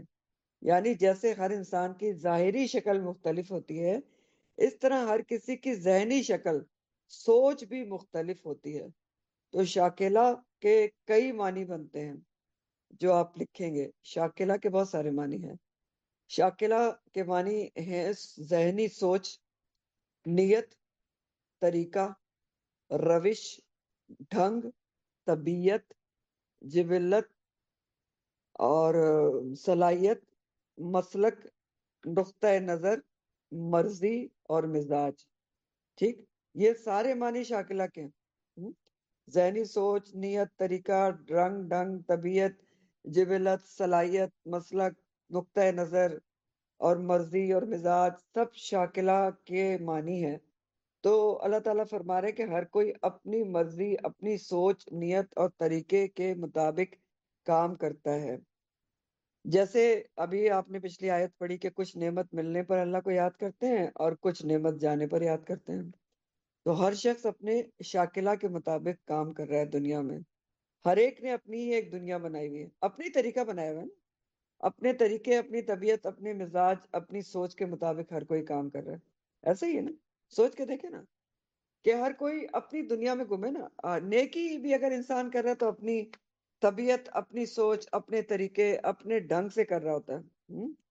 جیسے مثال کے طور پر کوئی اگر صدقہ کرتا ہے تو دکھا کر کرتا ہے تاکہ لوگوں کو موٹیویشن ہو، کوئی صدقہ کرتا ہے تو چھپا کے کرتا ہے کہ ریاکاری سے بچ جائے۔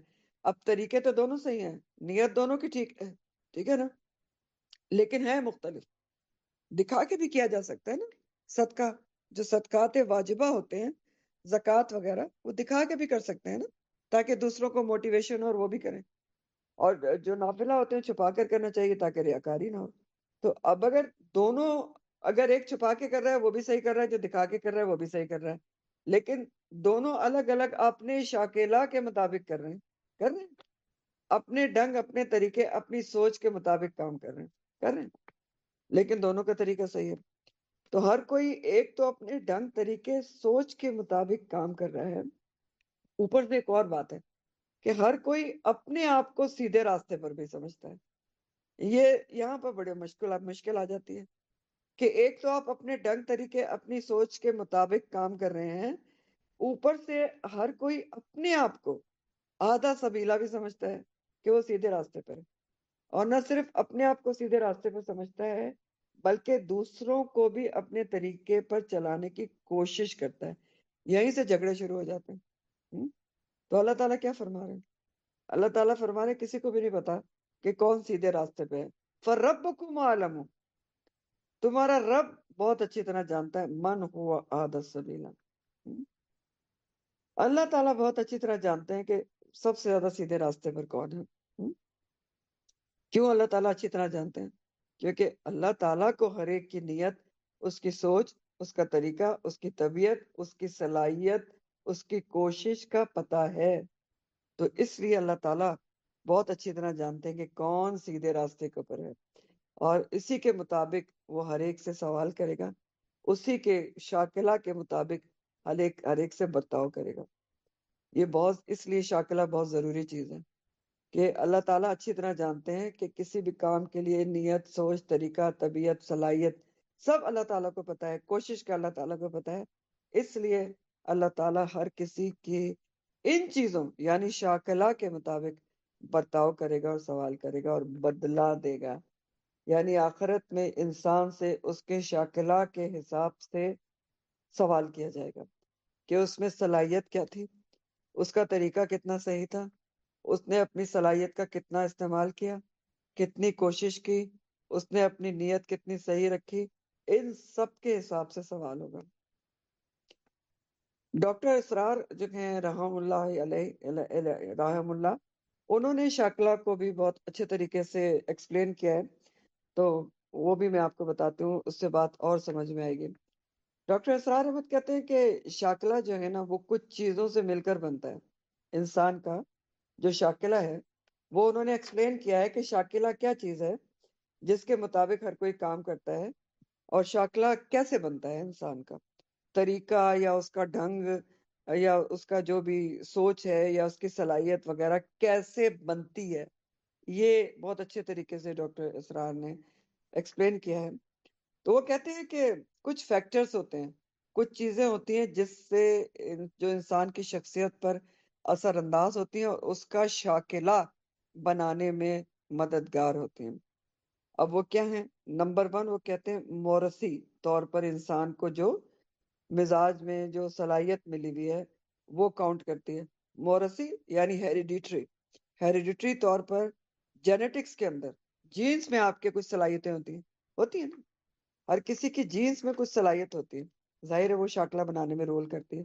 کہ موروثی طور پر کسی کو انٹیلیجنس زیادہ ملی ہوئی ہے، موروثی طور پر کسی کو بولنے کی صلاحیت ملی ہوئی ہے، ٹھیک ہے، موروثی طور پر وراثت میں ماں باپ سے کسی کو لکھنے کی صلاحیت ملی ہوئی ہے. تو پہلا فیکٹر کیا ہے کہ موروثی طور پر انسان کو جو صلاحیت ملی ہوئی ہے، جینز میں جو چیز موجود ہے تو وہ انسان کا شاکلہ بناتی ہے، اور اللہ تعالیٰ کو معلوم ہے. ربکم عالم کہ کس کو کیا صلاحیت اللہ تعالیٰ نے دی ہوئی ہے. دوسرا فیکٹر کیا ہوتا ہے؟ ماحول. جس ماحول میں انسان پیدا کیا جاتا ہے اسی کے مطابق انسان نیکی اور بدی کرتا ہے. جیسے ماحول میں پیدا ہوتا ہے، جیسے حدیث میں بھی آتا ہے کہ حدیث کا مفہوم ہے کہ ہر بچے کی پیدائش تو فطرت پر ہوتی ہے، یعنی اللہ کی وحدانیت لے کر پیدا ہوتا ہے، پھر اس کے ماں باپ اسے یہودی یا نصرانی یا مجوسی بنا دیتے ہیں. بالکل اسی طرح جیسے جانور کے بچے صحیح سالم پیدا ہوتے ہیں، کیا تم نے پیدائشی طور پر کوئی ان کے جو جسم کا حصہ ہے وہ کٹا ہوا دیکھا ہے؟ تو یہ صحیح بخاری کی حدیث ہے. اب آپ دیکھیں کہ نبی کریم صلی اللہ علیہ وسلم فرما رہے کہ ہر بچہ دین فطرت پہ پیدا ہوتا ہے، لیکن پھر اس کا جو ماحول ہوتا ہے، اس کے ماں باپ ہوتے ہیں، وہ اس کے اوپر اثر انداز ہوتے ہیں، اس کو مجوسی نصرانی یا کچھ بنا دیتے ہیں اور وہ اس طرح کا بن جاتا ہے. یعنی انسان کی طبیعت، عادت، اس کے طریقے، اس کے شاکلہ کے اوپر ماحول اثر انداز ہوتا ہے. ماحول کے حساب سے وہ نیکی بدی کرتا ہے. 2 چیزیں ہو گئی. تیسری چیز ہوتی ہے علم. کہ علم جو ہوتا ہے وہ انسان کی طبیعت، اس کی طریقے، اس کی عادت پر اثر انداز ہوتا ہے. علم، حصول علم کے ذرائع کس کو کتنے ملے ہیں اور کیسے ملے ہیں، یہ ساری چیزیں بھی انسان کے شاکلہ پر اثر انداز ہوتی ہیں، اور یہ بھی اللہ تعالیٰ کو پتا ہے. فربکم عالم کہ حصول علم کے ذرائع کتنے ملے ہیں. اب جیسے آج کل آپ دیکھیں تو دین کا علم، نافع علم کی بات ہو رہی ہے نا. یہ یہاں پر دنیاوی علم کی بات نہیں ہو رہی ہے، نافع علم کی بات ہو رہی ہے. کہ علم جو دین کا علم ہے اس کے ذرائع کس کو کتنے ملے ہیں، کتنا اس نے دین کا علم حاصل کیا ہے، یہ بھی انسان کا شاکلہ بنانے میں بہت زیادہ مددگار ہوتا ہے. ظاہر ہے جتنا آپ قرآن و سنت کا علم حاصل کریں گے اتنا آپ کا طریقہ، آپ کا سوچ، آپ کی کوشش، اتنی عادت بدلتی چلی جائے گی آپ کی. تو یہ بھی اللہ تعالیٰ کو پتا ہے. فربکم عالم، بہت اچھی طرح پتا ہے کہ کتنے علم کے ذرائع کس کو ملے تھے اور کتنی اس کو فیسلٹیز تھیں کہ وہ دین کا علم حاصل کر سکتا. جیسے آج آپ دیکھیں تو آپ ابھی کیسے علم حاصل کر رہے ہیں؟ بہت ہی آسان طریقے سے، ایک کلک کے اوپر آپ دین کا علم حاصل کر رہے ہیں الحمدللہ. تو پھر تو سوال بھی بہت بڑا ہے نا، کہ آپ نے علم کتنا حاصل کیا اور پھر کتنا اس کو آگے پھیلایا. تو بہرحال ان سب چیزوں سے، یہ 3 چیزیں ابھی تک میں نے آپ کو بتائی ہیں، ٹھیک ہے. کیا کیا چیزیں تھیں؟ موروثی، جینز میں آپ کے کیا ہے، اور دوسری چیز کیا ہے کہ ماحول، اور تیسری چیز کیا ہے؟ علم. ان سب چیزوں سے مل کر جو چیز وجود میں آتی ہے وہ انسان کا شاکلہ ہے، ٹھیک. اور اس شاکلہ کے مطابق ہر کوئی نیکی بدی کرنے کی کوشش کرتا ہے، ٹھیک ہے. تو پتہ کیا چلا کہ کچھ چیزیں ہماری جینیٹکس میں موجود ہوتی ہیں، موروثی ہیں، جن پہ ہمارا اختیار نہیں ہے. جیسے جینز کے حساب سے کوئی بہت ذہین ہوتا ہے، ابھی میں نے کہا انٹیلیجنس اس کو ماں باپ کی طرف سے ملی، بہت انٹیلیجنٹ ہے، تو ظاہر ہے کہ اس کا شاکلہ میں وہ انٹیلیجنس کاؤنٹ کرے گی اور وہ بہت اچھے طریقے سے اس کی یہ صلاحیت کام آ سکتی ہے پیدائشی طور پر جو اس کے اندر موجود ہے.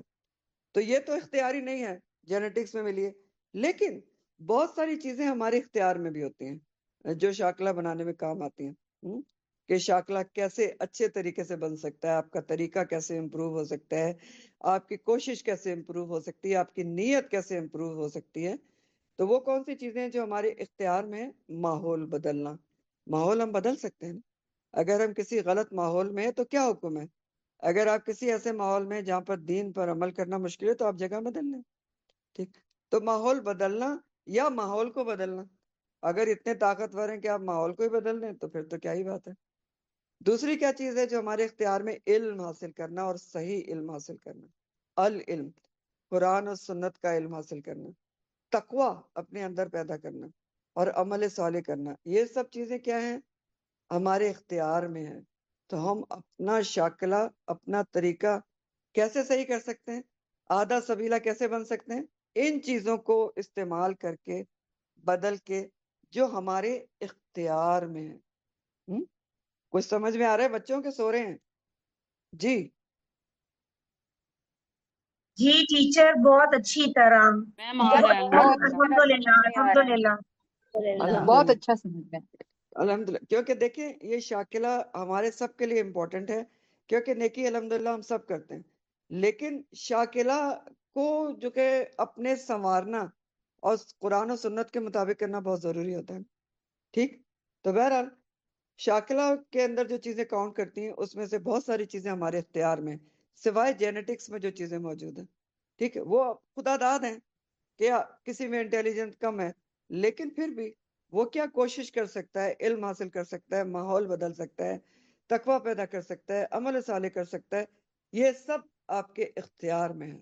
تو اب کرنے کا کام کیا ہوتا ہے کہ ہم اپنے ماحول اور علم کے ذرائع کو دین کے مطابق حاصل کرنے کی کوشش کریں، ماحول کو دین کے مطابق کریں، ایسی جگہوں پر بیٹھیں، ایسی جگہوں پہ اٹھے بیٹھیں جہاں پر دینی ماحول ہو، اور علم کے ذرائع، علم وہ حاصل کریں، پورے ذرائع استعمال کریں جس سے آپ کے دین کی قابلیت صحیح ڈائریکشن میں جائے اور بڑھے آپ کے اندر، آپ کا شاکلہ صحیح ہو۔ تو بنیادی طور پر اپنے شاکلہ کو اسلام کے مطابق کرنا ہوتا ہے۔ تو کس کس چیز کو صحیح کرنا ہے؟ ہم نے اپنے ماحول کو اور اپنے علم کو، علم کے ذرائع کو، علم حاصل کرنے کی کوشش کرنی ہے، کیونکہ دیکھیں اگر ماحول اور علم صحیح نہ ہو اور صلاحیتیں آپ کے اندر موجود ہو، اب اس آسپیکٹ سے دیکھیں، صلاحیتیں آپ کے اندر بہت ہیں الحمدللہ، آپ کے اندر بڑے گٹس ہیں، آپ انٹیلیجنٹ ہیں، آپ لکھ بھی سکتے ہیں، آپ بول بھی سکتے ہیں، لیکن کیا ہے؟ آپ کا ماحول صحیح نہیں ہے، آپ کے پاس العلم نہیں ہے، تو اب آپ کی صلاحیتیں کہاں استعمال ہوں گی؟ کہاں استعمال ہوں گی؟ غلط ڈائریکشن میں استعمال ہوں گے نا، ہاں؟ غلط ڈائریکشن میں، حزب الشیطان کے لیے استعمال ہوں گے، شیطانی کاموں میں استعمال ہو سکتی ہیں، خدا نہ خواستہ۔ تو اور اگر آپ نے علم صحیح طور پر حاصل کر لیا، صحیح ماحول میں آپ موجود ہیں، اپنا ماحول درست کر لیا، تو پھر کیا ہوگا؟ آپ کی صلاحیتیں جو آپ کے اندر موروثی طور پر موجود ہیں وہ صحیح ڈائریکشن میں لگیں گی۔ تو ہر انسان کا شاکلہ مختلف ہے، اس کی طبیعت مختلف ہے، جبلت مختلف ہے، مزاج مختلف ہے، طریقہ مختلف ہے، لیکن بہترین طریقہ کون سا ہے؟ بہترین شاکلہ کون سا ہے؟ جس کو اللہ تعالیٰ کہہ رہے ہیں اہدی السبیلہ، کہ اللہ تعالیٰ جانتا ہے کہ کون راستے کے حساب سے بہت زیادہ سیدھے راستے پر ہے۔ ہاں؟ بہترین شاکلہ کس کا ہے؟ بہترین ڈھنگ، طریقہ، مسلک کون سا ہے؟ قرآن اور سنت کا طریقہ۔ تو بہترین شاکلہ کس کا ہے؟ بہترین طبیعت، نیت، مزاج، مسلک، طریقہ کس کا ہے؟ جو قرآن اور سنت کے مطابق کام کر رہا ہے۔ تو یہاں خاص کانٹیکس میں بے شک مشرکین کی بات ہے، خاص کانٹیکس میں مشرکین کی بات ہے کہ انہوں نے کیا کیا ہوا تھا کہ اپنے ارد گرد کے ماحول کو، اپنے آبا کے علم کا جو خول چڑھا رکھا تھا اس کو وہ کسی صورت سے توڑتے ہی نہیں تھے۔ انہوں نے کیا شاکلہ بنایا ہوا تھا؟ اپنے آبا کے طریقوں کا ایک وہ شاکلہ، وہ طریقہ، وہ سوچ بنا کے اس کا ایک خول اپنے پر چڑھایا ہوا تھا جس کو وہ توڑتے ہی نہیں تھے، توڑتے ہی نہیں تھے۔ کہتے تھے فی قلوبہم اکنہ، ہمارے دلوں کے اوپر کیا ہے؟ پردے پڑے ہوئے۔ تو وہ اپنا شاکلہ انہوں نے خول چڑھایا ہوا تھا اور اس سے باہر نکلنے کی کوشش نہیں کرتے تھے، جتنا بھی ان کو بتایا جاتا تھا خول توڑنے پہ وہ راضی ہی نہیں ہوتے تھے، بس اپنا شاکلہ جو انہوں نے خود بنا لیا تھا، اپنا طریقہ، آبا کا طریقہ، اس کے مطابق چلتے چلے جا رہے تھے۔ تو اللہ تعالیٰ نے فرمایا کہ ٹھیک ہے، نہ سنو تم بات کو، ہر کوئی اپنے شاکلہ کے مطابق کام کرتا ہے، لیکن یاد رکھو کہ اللہ تعالیٰ کو خوب معلوم ہے کہ کون سیدھے راستے پہ چل رہا ہے، اور پھر وہ اس حساب سے حساب لے لے گا۔ لیکن ظاہر ہے کہ اس آیت کا ایک عمومی معنی بھی ہے کہ آج بھی آپ دیکھیں تو ہر کوئی آج بھی اپنے طریقے، اپنی طبیعت، اپنے مزاج، اپنے علم، اپنے مسلک کے مطابق کام کرتا ہے، لیکن رب کو اچھی طرح پتہ ہے کہ کون سیدھے راستے پر۔ تو اب ہم نے کیا کرنا ہے؟ ہم نے اپنے آپ کو سیدھے راستے پر رکھنے کے لیے کیا کرنا ہے؟ کیا کرنا پڑے گا؟ ہم نے اپنے شاکلہ کو، اپنے مزاج، اپنے طریقے، اپنے طبیعت، اپنے ماحول کو بدل کر اسلام کے طریقے پر لانا ہے۔ یہ ہے کرنے کا کام، شاکلہ تبدیل کریں، ٹھیک؟ اور کس طریقے پر لائیں اپنے شاکلہ کو، اپنے طریقے کو، اپنی طبیعت کو، اپنے ماحول کو، اپنے علم کو؟ اسلام کے طریقے پر لانا ہے، اپنے شاکلہ کو قرآن اور سنت کے مطابق کرنا ہے، جو چیزیں اختیار میں ہیں ان کو اسلام کے مطابق کرنا ہے۔ اب آپ اگر نبی کریم صلی اللہ علیہ وسلم کے مطابق ان کے متعلق سوچیں تو انہوں نے تو لوگوں کے شاکلہ کو بھی تبدیل کیا، جو کہ بہت مشکل کام تھا۔ یہ جو مشرکین مکہ کے شاکلہ کو توڑ کر، ان کے آبا کے رسم و رواج، سوچ کو، طریقوں کو توڑ کر ان کو رب کا پیغام پہنچانا تو بہت ہی مشکل اور صبر آزما کام تھا، لیکن آپ نے کیا تھا۔ تو ہم نے بھی کوشش کرنی ہے کہ ہم اپنی صلاحیتوں کو شریعت کی حدود کے مطابق استعمال کریں، اپنی صلاحیتوں کے مطابق اعمال کریں، اور اپنی صلاحیتوں کو ڈھونڈ کر اسلام کے لیے استعمال کریں۔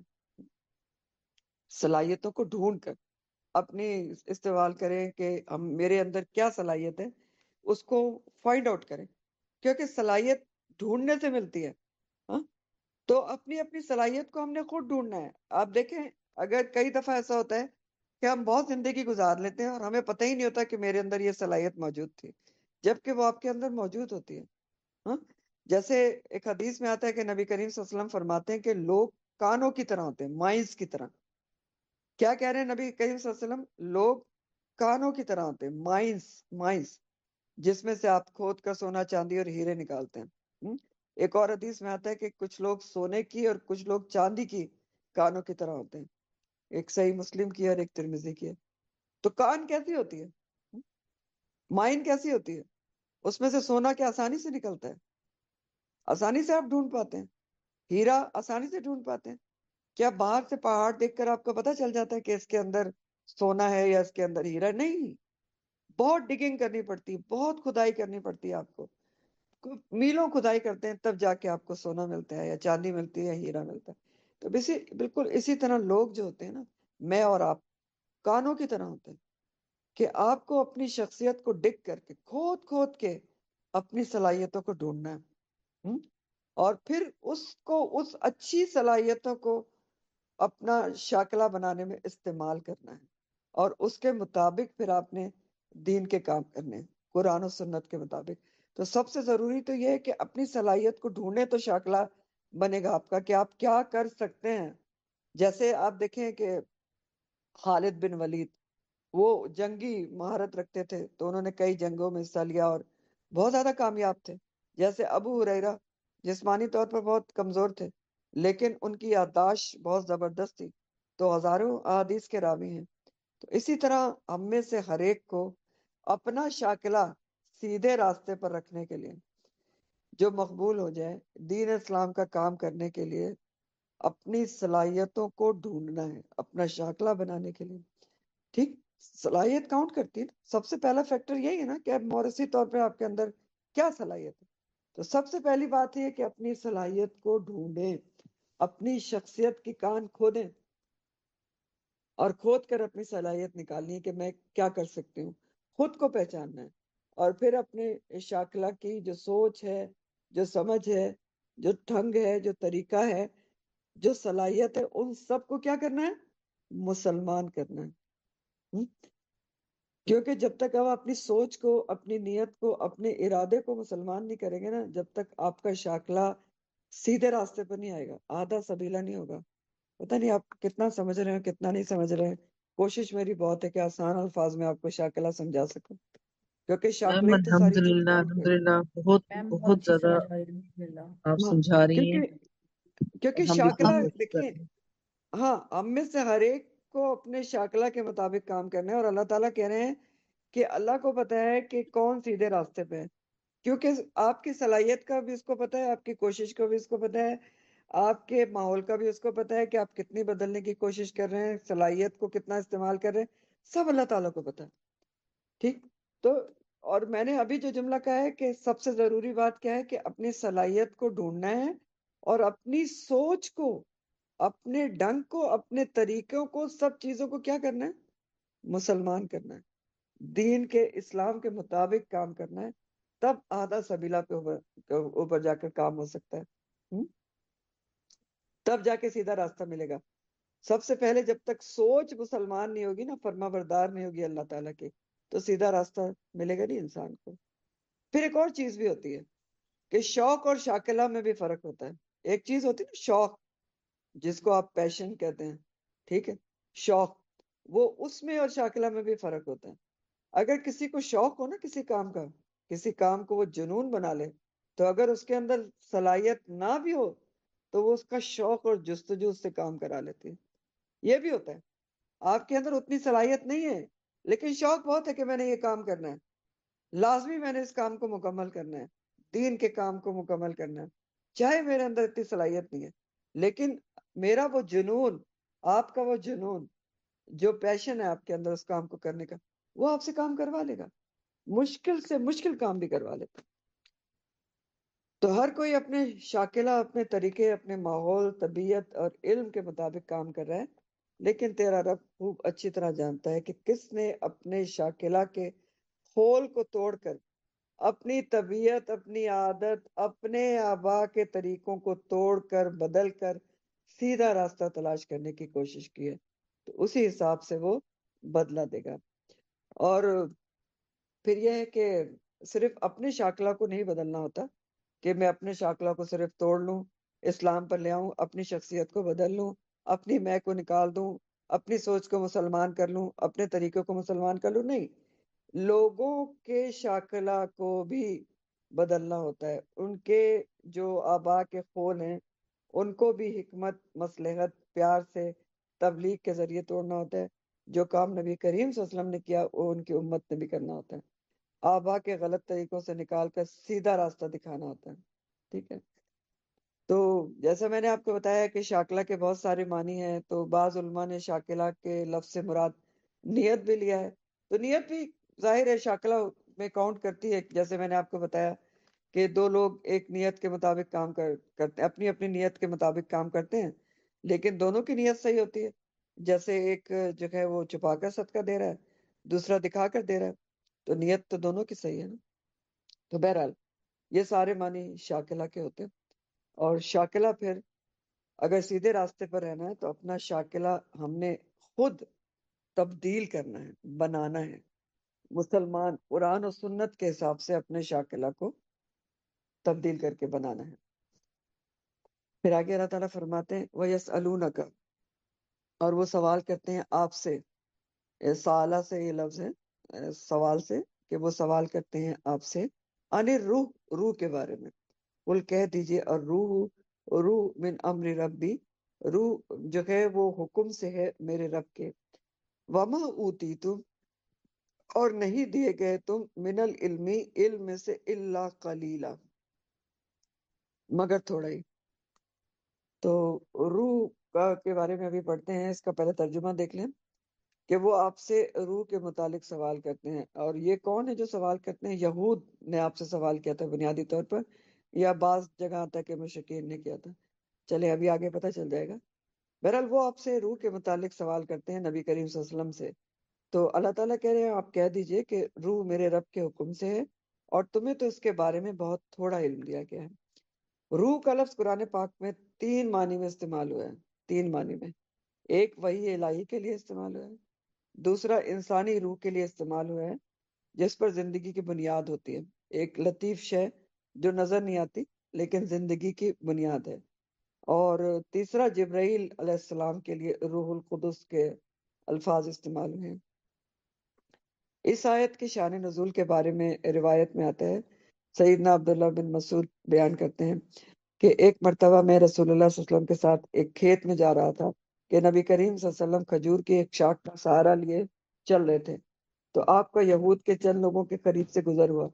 ان میں سے ایک نے دوسرے سے کہا کہ ان سے روح کے بارے میں سوال کرو، نبی کریم صلی اللہ علیہ وسلم سے۔ پھر وہ ایک دوسرے سے کہنے لگے کہ ان کے بارے میں تمہیں شک کس بات کا ہے؟ ایسا نہ ہو کہ وہ آگے سے ایسی بات کہہ دیں جو تمہیں بری لگے۔ پھر ان میں سے ایک شخص کھڑا ہوا اور آپ کے پاس آ گیا اور آپ سے روح کے متعلق روح کے بارے میں سوال کیا۔ تو سیدنا عبداللہ بن مسعود نے کہا کہ رسول اللہ صلی اللہ علیہ وسلم تھوڑی دیر کے لیے خاموش ہو گئے اور کوئی جواب نہ دیا۔ مجھے معلوم ہو گیا کہ آپ پر وحی کا نزول ہو رہا ہے، اور میں بھی اپنی جگہ پر رک کر کھڑا ہو گیا۔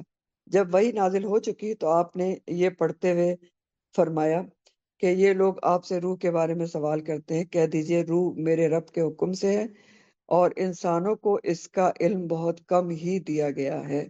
صحیح مسلم کی حدیث ہے۔ یعنی روح کو جس بھی معنی میں لینا، جس بھی تین معنی ہے نا، ابھی آپ کو میں نے بتایا کہ وحی الہی یا جو روح جسم میں ہوتی ہے، یا پھر روح القدس لے لیں جبرائیل علیہ السلام، تو جس بھی معنی میں لیں یہ کیا ہے؟ امر ربی میں سے ہے، رب کے حکم کے حساب سے ہے۔ اور انسانوں کو ان تینوں ہی چیزوں کا علم بہت کم دیا گیا۔ انبیاء کو بھی بہت زیادہ علم نہیں دیا گیا۔ علم بھی دو طرح کا ہوتا ہے نا، اب اس کو بھی سمجھ لیں تب آپ کو پتہ چلے گا کہ علم کیسے نہیں دیا گیا۔ علم دو طرح کا ہوتا ہے، ایک ہوتا ہے مادی چیزوں کا علم، مٹیریلسٹک چیزیں جو ہوتی ہیں، جس کو یعنی وہ چیزوں کا علم جن کو ہم دیکھ سکتے ہیں، چھو سکتے ہیں، ٹھیک ہے، وہ ہوتی ہیں مادی چیزیں۔ اور ایک دوسرا علم ہوتا ہے غیر مادی چیزوں کا علم، جن کو ہم دیکھ نہیں سکتے، چھو نہیں سکتے، جو حواس خمسہ سے ہمارے باہر ہیں۔ پانچ جو حواس ہیں نا، دیکھنا، سونگھنا، سمجھنا، اس سے باہر ہیں۔ تو مادی چیزوں کے بارے میں انسان اپنے تجربے، محنت اور علم سے وقت کے ساتھ ساتھ بہت کچھ جان لیتا ہے، اور جان بھی گیا ہے۔ لیکن کچھ چیزیں انسان کے علم سے، انسان کی پہنچ سے باہر ہیں، جس پر انسان کا کنٹرول نہیں ہے۔ وہ غیر مادی چیزیں ہیں جن کو ہمارے حواس خمسہ محسوس نہیں کر سکتے، جیسے جو ہماری نظر سے غائب ہیں، جو ہماری سننے سے، جو دیکھنے سے غائب ہیں، جن کو ہم غیب کہتے ہیں۔ تو ان چیزوں کا علم انسان کی پہنچ سے باہر ہے۔ اور یہ کون سی چیزیں؟ مثلا روح القدس یا فرشتے، یہ کیسے ہیں، کس طرح کام کرتے ہیں، ہم لاکھ کوشش کریں اس کے بارے میں نہیں جان سکتے۔ اس طرح دوسری چیز جو روح کے متعلق آتی ہے کہ وحی الہی، ٹھیک ہے، جس کو روح کہا گیا ہے قرآن میں، تو وحی الہی کی بھی کیفیت کو کیسے، وحی الہی کی بھی کیفیت کیسی ہے، اس کو بھی ہم نہیں سمجھ سکتے۔ کیسے فرشتہ وحی لے کر آتا تھا، کیسے نبی کریم صلی اللہ علیہ وسلم اس کی بات کو سمجھ جاتے تھے، ہم لاکھ بھی تحقیقات کر لیں، سر توڑ کوشش کر لیں، تو ہم نہیں جان سکتے۔ اور یہی معاملہ انسانی روح کا سوری جو تیسرا معنی ہے روح کا، انسانی روح کے بارے میں بھی آج تک کوئی جان سکا کیا چیز ہے؟ کیسے ایک چیز نکل جاتی ہے، انسان مٹی کا ڈھیر ہو گیا، کچھ نہیں جانتا۔ اور یہاں پر بھی کچھ مفسرین کا خیال ہے کہ یہود کا سوال روح کیا ہے، وہ وحی الہی کے متعلق تھا۔ بعض مفسرین کہتے ہیں کہ روح کا سوال اس متعلق نہیں تھا کہ جو انسانی جسم میں روح ہوتی ہے وہ کیا ہے، وہ کہتے ہیں کہ روح کا انہوں نے سوال وحی الہی کے متعلق کیا تھا کہ وحی کیا چیز ہے، کیسے فرشتہ وحی لے کر آتا ہے، آپ کیسے قرآن کو حاصل کرتے ہیں، وغیرہ وغیرہ۔ اور بعض مفسرین یہ کہتے ہیں کہ یہ سوال انسانی جسم میں موجود روح کے متعلق تھا۔ بہرحال روح کے تینوں معنی کا تعلق جو ہے، جو تینوں معنی آپ کو بتائیں، غیر مادی چیزوں سے ہے، اور تینوں چیزیں عالم الغیب میں سے ہیں، عالم شہادہ میں سے نہیں ہیں، ٹھیک۔ تو اس لیے ان کا علم بہت کم انسانوں کو دیا گیا ہے، اور ان چیزوں پر یقین کے لیے ایمان بالغیب چاہیے، جو مطلوب اور مقصود ہے۔ اسی لیے جواب دیا گیا کہ تمہارا علم بہت تھوڑا ہے، عقل ناقص ہے، تم مادی چیزوں کے بارے میں جان سکتے ہو، مگر غیر مادی چیزیں جو تمہارے بس میں، تمہارے پاس صلاحیت ہی نہیں ہے کہ جس سے تم روح کی حقیقت اور کیفیت کو سمجھ سکو۔ اب چاہے وہ روح سے مراد انسانی روح ہو، چاہے وہ وحی الہی ہو، چاہے روح القدس ہو، کسی بھی چیز کی حقیقت اور کیفیت کو تم نہیں جان سکتے، تمہارے پاس علم ہی نہیں ہے، ذرائع ہی نہیں ہے، یہ ساری چیزیں غیب ہیں۔ جیسے آیت الکرسی میں بھی اللہ تعالیٰ فرماتے ہیں نا وَلَا يُحِيطُونَ بِشَيْءٍ مِّنْ عِلْمِهِ إِلَّا بِمَا شَاءَ، وہ اللہ کے علم میں سے کسی بھی چیز کا احاطہ نہیں کر سکتے سوائے کہ جو اللہ تعالیٰ چاہے۔ تو یہاں پر یہی فرمایا اور سمجھایا گیا ہے کہ تمہارا علم محدود، عقل ناقص ہے، لہٰذا ایسی چیزوں کے پیچھے بھاگنے کی ضرورت نہیں ہے، ایسی چیزوں کے پیچھے نہ بھٹکو جو تمہاری عقل میں آ ہی نہیں سکتی اور جن کا تمہارے عمل سے تعلق نہیں ہے۔ وحی الہی روح القدس کے ذریعے سے انسانی روح کی اصلاح کے لیے اللہ کے حکم سے آتی ہے۔ یہ جملہ سمجھ میں آیا؟ اس میں تینوں چیزیں آ گئی ہیں۔ یہ جو اللہ تعالیٰ نے فرمایا ہے قُلِ الرُّوحُ مِنْ أَمْرِ رَبِّی، تو وحی الہی روح القدس کے ذریعے سے انسانی روح کی اصلاح کے لیے اللہ کے حکم سے آتی ہے، بس اتنا جاننا ضروری ہے۔ اتنی بات کو جان لو، اسی کو جاننا ضروری ہے، اور اس بات کو جان کر مان کر عمل میں لانا ضروری ہے، ٹھیک؟ کہ وحی الہی روح القدس ہی لے کر آتے تھے، ان کے ذریعے سے آتی تھی اور انسانی روح کی اصلاح کے لیے آتی ہے۔ تو یہ جو آیت ہے نا، اس کے بارے میں کہا گیا کہ یہ مدنی بھی ہو سکتی ہے، جبکہ آپ کو پتا ہے کہ سورہ بنی اسرائیل مکی سورہ ہے۔ اب کیوں اس کو مدنی کہا گیا؟ کیونکہ اس میں یہود نے یہ سوال کیا تھا اور یہود مدینہ میں تھے، اور ایسا ہوا بھی ہے کہ بعض صورتوں میں کچھ آیات مدنی رکھی گئی ہیں کانٹیکس کے لحاظ سے، اور آپ کو پتا ہے کہ قرآن کی صورتوں کی جو ترتیب ہے، جو آیات کی ترتیب ہے، وہ اللہ کے حکم سے نبی کریم صلی اللہ علیہ وسلم نے رکھی ہے، جس کو توقیفی کہا جاتا ہے، توقیفی، ٹھیک ہے؟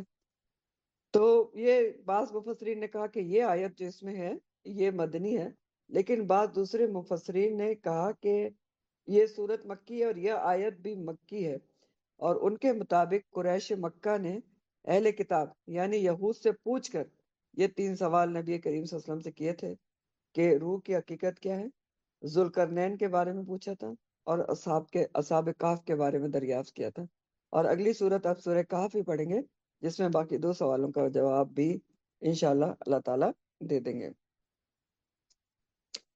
آگے اللہ تعالیٰ فرماتے ہیں وَلَئِنْ شِئْنَا، اور البتہ اگر ہم چاہیں، لَنَذْهَبَنَّ، البتہ ہم ضرور بے ضرور لے جائیں، بالذی اسے جو اوحینا وہی کی ہے ہم نے الیک آپ کی طرف، ثم لا تجدو پھر نہ آپ پائیں گے لکا اپنے لیے بھی ساتھ اس کے، علینا ہمارے مقابلے میں، وکیلا کوئی کارساز۔ ایک ہی نیا لفظ ہے لَنَذْهَبَنَّ، بلکہ یہ بھی نیا نہیں ہے، ذہابہ سے ہے، اور ذہابہ کے مطلب ہوتے ہیں لے جانا۔ لام جو آ رہی ہے پہلے وہ لام تاکید ہے، آخر میں نون شد کے ساتھ بھی تاکید کے لیے ہے، اور نون جو لام کے بعد ہے وہ متکلم کا ہے، ہم کے لیے، ذہابہ اس کا روٹ ہے، ٹھیک ہو گیا؟ اب اس کا ترجمہ دیکھیں کہ اللہ تعالیٰ کیا فرما رہے ہیں۔ اللہ تعالیٰ کہہ رہے ہیں کہ یقیناً اگر ہم چاہیں تو اسے ضرور ہم لے ہی جائیں۔ کسے؟ وہی جو کچھ ہم نے آپ کی طرف وہی کی ہے، اس کو ہم لے جائیں، اور پھر آپ جو ہیں ہمارے مقابلے میں کوئی حمایتی، کوئی کارساز نہیں پائیں گے۔ اب یہ آیت کا تعلق پچھلے مضمون سے جو آپ نے پچھلی تفسیر میں پڑھا تھا۔ کیا مضمون تھا؟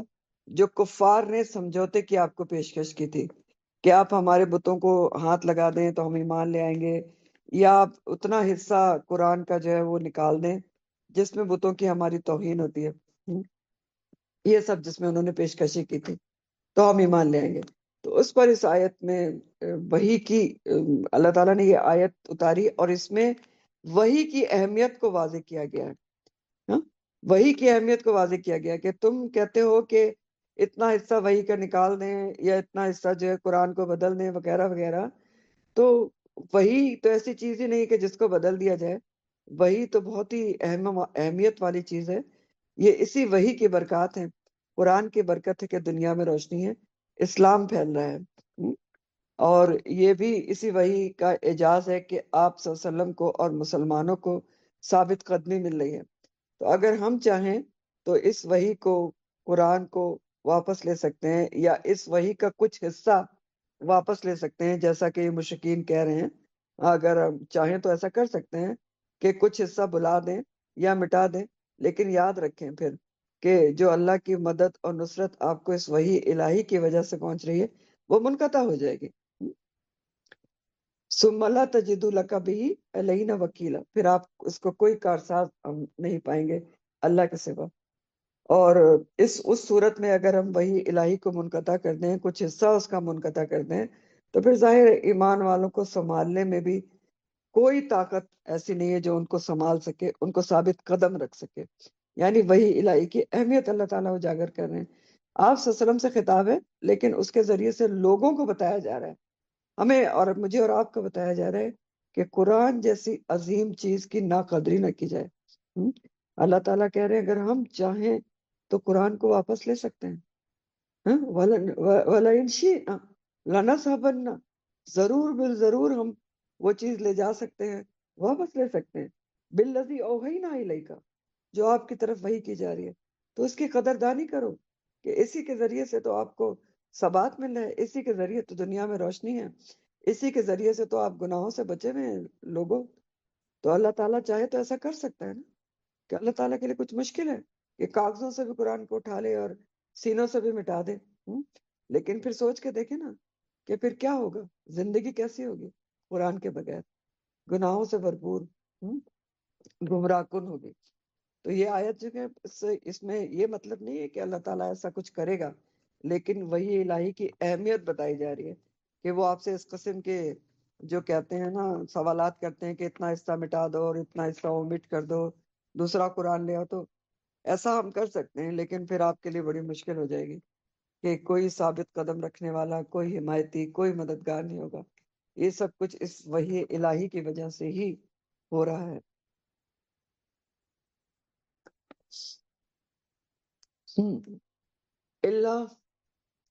اللہ رحمتن من ربک انا فضلہ کان علیک کبیرہ، سوائے رحمت کے آپ کے رب کی طرف سے بے شک فضل اس کا ہے آپ کے اوپر کبیرہ، بہت بڑا. نبی کریم صلی اللہ علیہ وسلم سے خطاب ہے.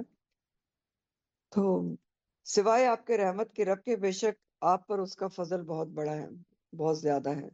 اللہ رحمتن من ربکا کے دو معنی کیے گئے، اور اس کا تعلق پچھلی آیت سے ہی ہے، پچھلی آیت سے ہی ہے. اور دو معنی کیا ہیں اللہ رحمتن من ربکا؟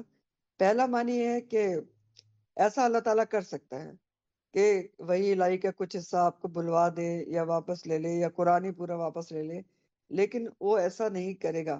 اس نے ایسا نہیں کیا. کیوں؟ کیونکہ وہ بڑا رحیم ہے.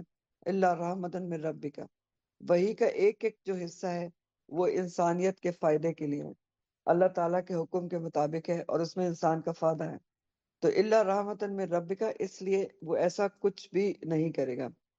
دوسرا معنی یہ ہے کہ اگر وہ قرآن کو لے جائے تو صرف اس کی رحمت سے ہی واپس آ سکتا ہے، کوئی اور دوسری طاقت اس کو واپس نہیں لا سکتی. اللہ رحمتن من ربک، دوسرے معنی، دونوں معنی سمجھ میں آ گئے. پہلا معنی یہ کہ اگر اللہ تعالیٰ چاہے تو ایسا کر سکتا ہے کہ قرآن کا کچھ حصہ جیسے فرمائش کی جا رہی ہے وہ واپس لے لیتا، لیکن اس نے ایسا نہیں کیا. کیوں؟ کیونکہ ہر قرآن کا حصہ اللہ انسان کے لیے فائدہ مند ہے، اور کیونکہ وہ رحیم ہے، اس کی رحمت ہے انسان پر، اس لیے اس نے ایسا نہیں کیا. پہلا معنی. دوسرا معنی یہ ہے کہ اگر وہ قرآن لے جائے تو صرف اس کی رحمت سے ہی واپس آ سکتا ہے، کوئی دنیا کی طاقت وہی الہی کو واپس نہیں لا سکتی. انا فضلہ کان علیک کبیرہ، بے شک آپ پر اس کا فضل جو کہ ہمیشہ سے بہت زیادہ ہے. نبی کریم صلی اللہ علیہ وسلم سے خطاب ہے کہ یہ اللہ کا آپ پر بہت بڑا فضل ہے، فضل کبیر ہے. آپ کو بہت نوازا گیا ہے کہ قرآن کا نزول آپ کے پر ہوا. آپ یتیم ہونے کے باوجود، مادی وسائل نہ ہونے کے باوجود، اللہ تعالیٰ نے آپ کو ایسی بڑی نعمت ہدایت عطا کی جو کسی کو نہ ملی. اور ویسے بھی آپ دیکھیں تو اللہ تعالیٰ نے نبی کریم صلی اللہ علیہ وسلم پر فضل کبیر بہت سارے کیے ہیں. اب ان فضل کان علی کا کبیرہ ہی تھا، جیسے سورہ علم نشرہ میں اللہ تعالیٰ فرماتے ہیں وَرَفَعْنَا لَكَ ذِكْرَكَ، اور ہم نے آپ کے لیے آپ کا ذکر بلند کیا. پھر آپ صلی اللہ علیہ وسلم بنی آدم کے سردار بنا گئے، اشرف المخلوقات بنا گئے، دنیا میں خاتم النبیین ہیں، افضل الرسل بنائے گئے ہیں، افضل الرسل. آخرت میں بھی آپ کو بہت کچھ حاصل ہوگا، مقام محمود کے بارے میں آپ نے پڑھا تھا، اور وسیلہ عطا کیا جائے گا جو جنت میں اعلیٰ مقام ہے، حوض کوثر آپ کو ملے گی، اور یہ ساری چیزیں اللہ تعالیٰ کا فضل کبیر ہے آپ کے اوپر۔ اور ہمارے لحاظ سے بھی دیکھیں تو جو حامل قرآن ہو، جس حامل قرآن کون ہوتا ہے؟ قرآن والے، جو قرآن سے جڑ جائیں، جن کو قرآن کو پڑھنے کی، اس پر عمل کرنے کی توفیق مل جائے، تو ظاہر ہے ان پر اللہ کا فضل کبیر ہی ہوتا ہے۔ تو جس کو قرآن سے جڑنے کی توفیق مل گئی ہے، جو قرآن کو سمجھ رہا ہے، وہ اس بات کا احساس ضرور کرے، وہ سوچے اور اس بات کو سمجھے اور شکر گزاری کرے کہ یہ میرے اوپر اللہ کا فضل کبیر ہے جو مجھے قرآن سے جوڑ دیا ہے۔ میرے خیال میں آج یہاں تک رکھتا ہوں، پھر یہ آخری آیت میں انشاءاللہ جو میں آپ کو اگلی دفعہ اس کو پڑھوا دوں گی، کیونکہ چھوٹی سی ہے، چلے پڑھ لیتے ہیں۔ آخری آیت ہے قُلْ لَئِن، آپ کہہ دیجئے، لَئِن البتہ اگر، اجتماعتی اگر جمع ہو جائیں، الانس انسان، والجن اور جن، اللہ اس بات پر، ان یہ کہ یأتو وہ لے آئیں، بمثل ھذا مانند اس القرآن قرآن کے، لا یأتون نہیں وہ لائیں گے، نہیں وہ لا سکیں گے، بمثل ہی اس کی طرح کا، ولو اور اگرچہ کانا ہوں بعضہم بعض اس کے لبادن بعض کے لیے ظہیرہ مددگار۔ اجتماعتی کا جو صرف لفظ ایک نیا ہے، اجتماع سے ہے، جو اردو میں بھی بولتے ہیں۔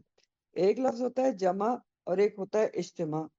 جمع کا مطلب ہوتا ہے کہ اس نے جمع کیا، جمع، اور اجتماع کا مطلب ہوتا ہے وہ جمع ہو گئے، ٹھیک ہے۔ اب یہاں پر مونس کا صیغہ کیوں آ رہا ہے؟ یہ سوچنے کی بات ہے، تو سوچیں ذرا کہ کیوں آ رہا ہے؟ ہاں، اجتماعتی آ رہا ہے نا، تا مونس جن کی ہے۔ انس جی، کے لیے میم جن و آگے انس کے لیے، انس کے لیے تو انس تو مونس تو نہیں ہوتا، انس میم جمع مکسر ہے۔ جمع مکسر بھی نہیں، کون سی اس میں سے جمع ہے؟ نہ انس جمع ہے، نہ جن جمع ہے۔ انس اور چلیں جن۔ اب نوٹ کر لیں، یہ جمع کا صیغہ اس لیے آ رہا ہے کہ جو اسم الجمع ہوتے ہیں، یعنی دو اسم جمع ہوتے ہیں، تو اس میں مذکر اور مؤنث دونوں کا صیغہ استعمال کیا جا سکتا ہے۔ تو یہاں پر اسم الجمع ہے، انس اور جنس دو اسم جمع ہیں، تو وہاں پر مؤنث اور مذکر دونوں صیغہ استعمال ہو سکتا ہے۔ ٹھیک، چلیں اس کے رواں ترجمہ دیکھ لیں۔ کہہ دیجئے یقیناً اگر تمام انسان اور جن اس بات پر جمع ہو جائیں کہ اس قرآن جیسا بنا لائیں، تو اس جیسا نہیں لا سکیں گے، اگرچہ وہ ایک دوسرے کے مددگار بھی بن جائیں۔ تو یہ چیلنج دیا جا رہا ہے، چیلنج ہے اللہ تعالیٰ کا، کہ اگر سارے جن و انس اکٹھے ہو کر قرآن جیسی فصیح و بلیغ علم و حکمت سے بھری ہوئی کتاب لانا چاہیں تو نہیں لا سکتے۔ اور پورا قرآن تو کیا، ایک سورت بھی، ایک آیت بھی اس جیسے نہیں لا سکتے، نہ لا سکے ہیں اور نہ لا سکیں گے۔ اور قرآن میں ہی کئی بار چیلنج دیا ہے۔ نمبر 1 جیسا کہ سورہ البقرہ میں چیلنج دیا گیا، وَإِن كُنتُمْ فِي رَيْبٍ مِّمَّا أَنزَلْنَا عَلَىٰ عَبْدِنَا فَأْتُوا بِسُورَةٍ مِّن مِّثْلِهِ وَادْعُوا شُهَدَاءَكُم مِّن دُونِ اللَّهِ إِن كُنتُمْ صَادِقِينَ فَإِن لَّمْ تَفْعَلُوا وَلَن تَفْعَلُوا فَاتَّقُوا النَّارَ الَّتِي وَقُودُهَا النَّاسُ وَالْحِجَارَةُ أُعِدَّتْ لِلْكَافِرِينَ۔ اگر تم اس قرآن کے متعلق شک میں ہو جو ہم نے اپنے بندے پر نازل کیا ہے، تو تم اس جیسی ایک صورت بنا کر لے آؤ، اور اللہ کے سوا اپنے مددگاروں کو بھی بلا لو اگر تم سچے ہو۔ پھر اگر تم یہ کام نہ کر سکو، اور تم کبھی بھی نہیں کر سکو گے، تو اس آگ سے بچو جس کا ایندھن انسان اور پتھر ہے، جو کافروں کے لیے تیار کی گئی ہے۔ البقرہ 23-24۔ سورہ یونس میں آتا ہے، وما كان هذا القرآن أن يفترى من دون الله ولكن تصديق الذي بين يديه وتفصيل الكتاب لا ريب فيه من رب العالمين أم يقولون افتراه قل فأتوا بسورة مثله وادعوا من استطعتم من دون الله إن كنتم صادقين۔ اور یہ قرآن ہرگز ایسا نہیں کہ غیر اللہ کی طرف سے گڑھ لیا گیا ہو، بلکہ یہ تو ان کتابوں کی تصدیق کرتا ہے جو اس سے پہلے کی ہیں، اور ان تمام کتابوں کی تفصیل بھی بیان کرتا ہے، اس میں کوئی شک نہیں، یہ رب العالمین کی طرف سے ہے۔ کیا وہ کافر کہتے ہیں کہ اس رسول نے اسے خود گڑھ لیا ہے؟ تو اے نبی کہہ دیجئے تو تم اس جیسی ایک ہی صورت بنا لاؤ اور اس میں مدد کے لیے اللہ کے سوا جس کو بھی تم بلا سکتے ہو بلا لو اگر تم سچے ہو۔ سورہ یونس آیت 37-38۔ سورہ ہود میں فرمایا کہ ام یقولون افترہ قل فأتوا بعشر سور بمثلہ مفتریات وادعوا من استطعتم من دون اللہ ان کنتم صادقین فإن لم يستجیبوا لکم فاعلموا انما انزل بعلم اللہ ان لا الہ الا ہو فہل انتم مسلمون۔ کیا وہ کہتے ہیں کہ اس نے یہ قرآن خود گڑھ لیا ہے؟ کہہ دیجئے پھر تم بھی اس جیسی ایک گڑی ہوئی ایک صورتیں لے آؤ، 10 صورتیں لے آؤ، اور اللہ کے سوا جنہیں بھی مدد کے لیے بلا سکتے ہو ان کو بلا لو اگر تم سچے ہو۔ تو اگر وہ تمہیں جواب نہ دیں تو جان لو یہ قرآن صرف اللہ کے علم سے اتارا گیا ہے اور یہ کہ اس کے سوا کوئی معبود نہیں۔ اور اے لوگوں کیا تم مسلمان ہوتے ہو، فرما بردار ہوتے ہو؟ سورہ ہود 13-14 ہے۔ تو قرآن آج بھی کوئی قرآن جیسی کتاب نہیں لا سکتا، ایک سورت بھی نہیں لا سکتا، ایک آیت بھی نہیں بنا سکتا، کیونکہ یہ اللہ کی طرف سے نازل کرتا ہے اور اللہ تعالیٰ کی حفاظت میں بھی ہے، جیسا کہ ارشاد والی تعالیٰ ہے اِنَّا نَحْنُ نَزَّلْنَا الذِّكْرَ وَإِنَّا لَهُ لَحَافِظُونَ، بے شک ہم ہی نے یہ قرآن نازل کیا ہے، ذکر بمانی قرآن ہے، اور بے شک ہم ہی اس کے ضرور محافظ ہیں۔ سورہ الحجر 9 ہے۔ وآخر دعوانا ان الحمدللہ رب العالمین۔ سبحانک اللہم و بحمدک نشہد ان لا الہ الا انت نستغفرک و نتوب الیک۔ سبحان ربک رب العزت عما یصفون وسلام علی المرسلین والحمد للہ رب العالمین۔ ربنا تقبل منا انک انت السمیع العلیم وتب علینا انک انت التواب الرحیم۔ آمین یا رب العالمین۔ السلام علیکم ورحمۃ اللہ وبرکاتہ۔ ٹیچر مجھے صرف ایک ورڈ یہ جو آپ نے اجتماع